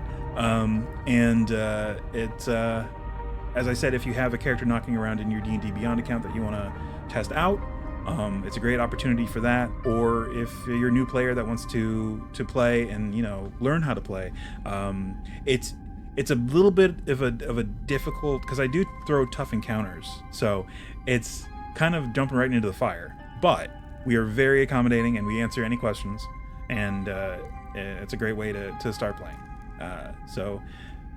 Yeah, check it out if you're interested. Hit me up either on Instagram or on my Twitter. I am Dice and Brews on both, and shoot me a message. And if you want more information or if you're interested, and we'll see if we can get some monthly games going. If you're looking for a non-D&D game to play with your friends or family over voice and video chat, check out tourguidegames.com.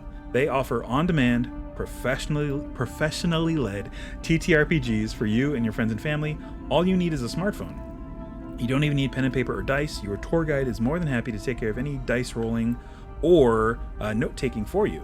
And even then, there's not a whole lot of that required. The games are very rules light, easy to learn, and a blast to play over the course of a couple hours. Games like All Out of Bubblegum, Time and Temp, Lasers and Feelings, Project Ninja Panda Taco, Guild of Orpheus, Honey Heist, Fiasco, games like that. So if you are looking for a way to reconnect with your family or friends through quarantine, if you're being super responsible, at this point it's being super responsible. I mean, there's always somewhat of a need for it. Or if you've moved recently and you want to reconnect with friends over a distance or family over a distance, it's a great opportunity for that. Or if you are an employer that's looking for a team building exercise for either in-house or remote employees, it's an excellent resource for that. And they've done that many times with great success.